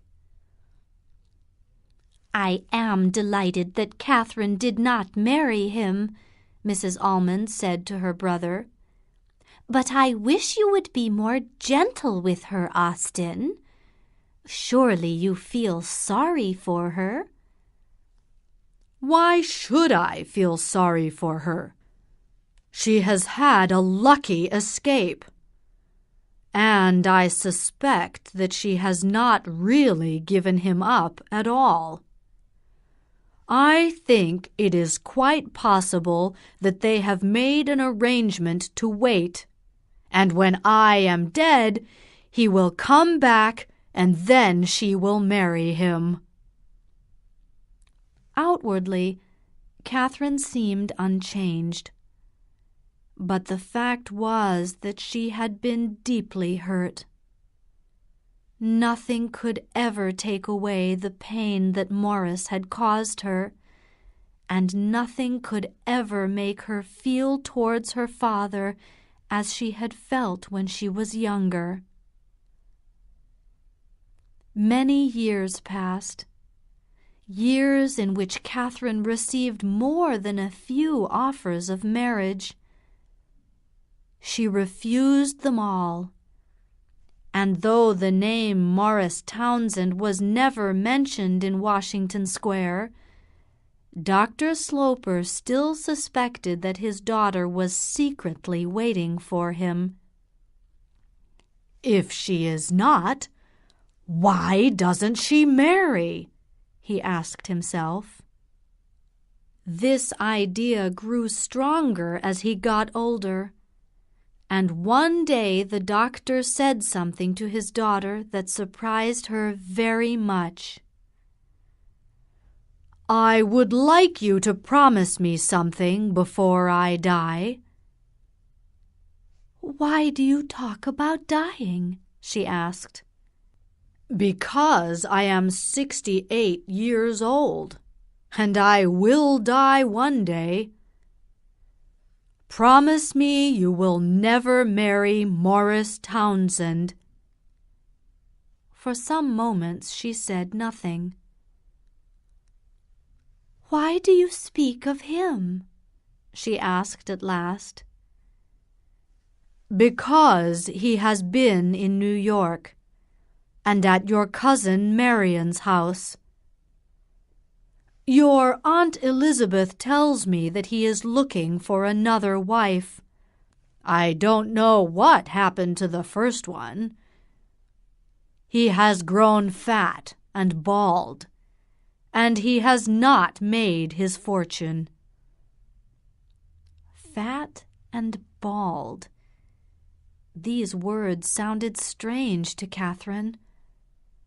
Her memory was of the most beautiful young man in the world. "I don't think you understand," she said. "I almost never think of Mr. Townsend, but I can't promise that." The doctor was silent for a minute. "I ask you for a particular reason. I am changing my will." Very few things made Catherine angry, but these words brought back painful memories from the past. She felt that her father was pushing her too far. "I can't promise," she simply repeated. "Please explain." "I can't explain," said Catherine, "and I can't promise." A year later, Dr. Sloper died after a 3-week illness. The will he had changed shortly before his death now left Catherine only 1/5 of his property. Mrs. Penniman thought that this was cruel and unjust, but Catherine was neither surprised nor unhappy about the new will. "I like it very much," she told her aunt. Catherine and Mrs. Penniman continued to live in the house in Washington Square. On a warm evening in July, a year after Dr. Sloper's death, the two ladies sat together at an open window, looking out on the quiet square. "Catherine," said Mrs. Penniman, "I have something to say that will surprise you. I have seen Morris Townsend." Catherine remained very still for some moments. "I hope he was well," she said at last. "I don't know. He would like very much to see you." "I would rather not see him," said Catherine quickly. "I was afraid you would say that," said Mrs. Penniman. "I met him at Marion's house, and they are so afraid you will meet him there. I think that's why he goes. He very much wants to see you." Catherine did not answer, and Mrs. Penniman went on. "He is still very handsome, though of course he looks older now. I believe he married some lady somewhere in Europe. She died soon afterwards. As he said to me, she only passed through his life. The first thing he did was to ask me about you. He had heard you had never married. He seemed very much interested about that. He said you had been the real romance in his life." Catherine had listened silently, staring down at the ground. At last she spoke. "Please, do not say more."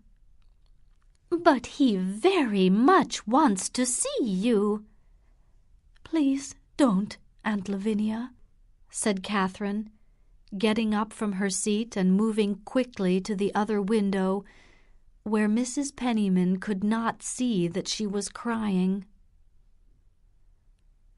A week later they were again sitting in the front parlor.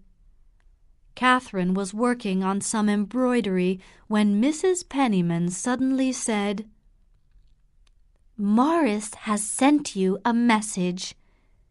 He wishes to see you, Catherine. He is going away again and wants to speak to you before he leaves. He says his happiness depends upon it." "My happiness does not," said Catherine. "He believes that you have never understood him, that you have never judged him rightly," said Mrs. Penniman. This is very painful for him, and he wants just a few minutes to explain. He wishes to meet you as a friend." Catherine listened without looking up from her embroidery. Then she said simply, "Please say to Mr. Townsend that I wish he would leave me alone." She had just finished speaking when the doorbell rang. Catherine looked up at the clock. It was 9:15, a very late hour for visitors. She turned quickly to Mrs. Penniman, who was blushing. "Aunt Penniman," she said, in a way that frightened her companion, "what have you done?" "My dearest Catherine," said Mrs. Penniman, avoiding her niece's eyes, "just wait until you see him." Catherine had frightened her aunt, but she was also frightened herself. And before she could prevent it, the servant had opened the door and announced his name. "Mr. Morris Townsend." Catherine stood with her back turned to the door of the parlor. For some moments she remained still, feeling that he had come in. He had not spoken, however, and at last she turned round. She saw a gentleman standing in the middle of the room, from which her aunt had quietly left. For a moment she did not recognize him. He was 45 years old, fatter, with thinning hair and a thick beard. "I have come because I wanted to so much," said Morris. It was the old voice, but it did not have the old charm. "I think it was wrong of you to come," said Catherine. "Did Mrs. Penniman not give you my message?" "She told me something, but I did not understand." "I wish you would let me tell you."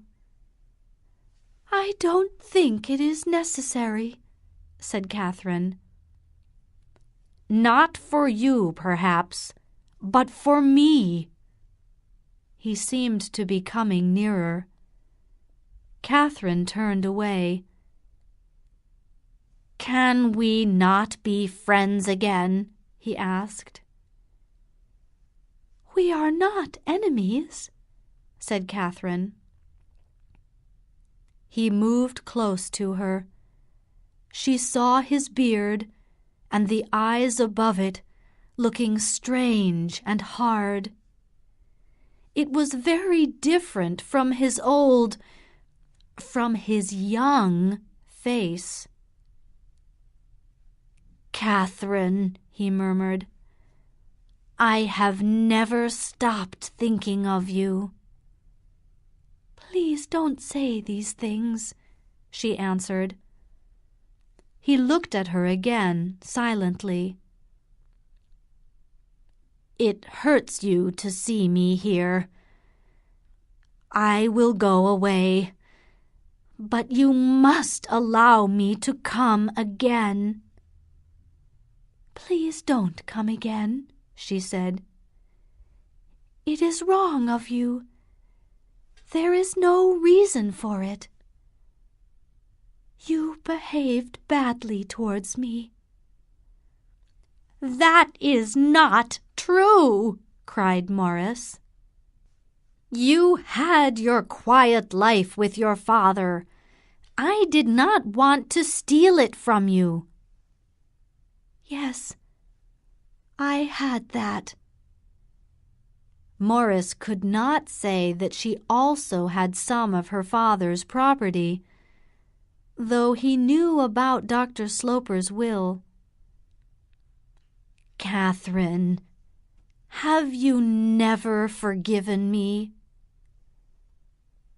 "I forgave you years ago, but we cannot be friends." "We can, if we forget the past. We still have a future." "I can't forget. I don't forget," said Catherine. "You behaved too badly. I felt it very much. I felt it for years. I can't begin again.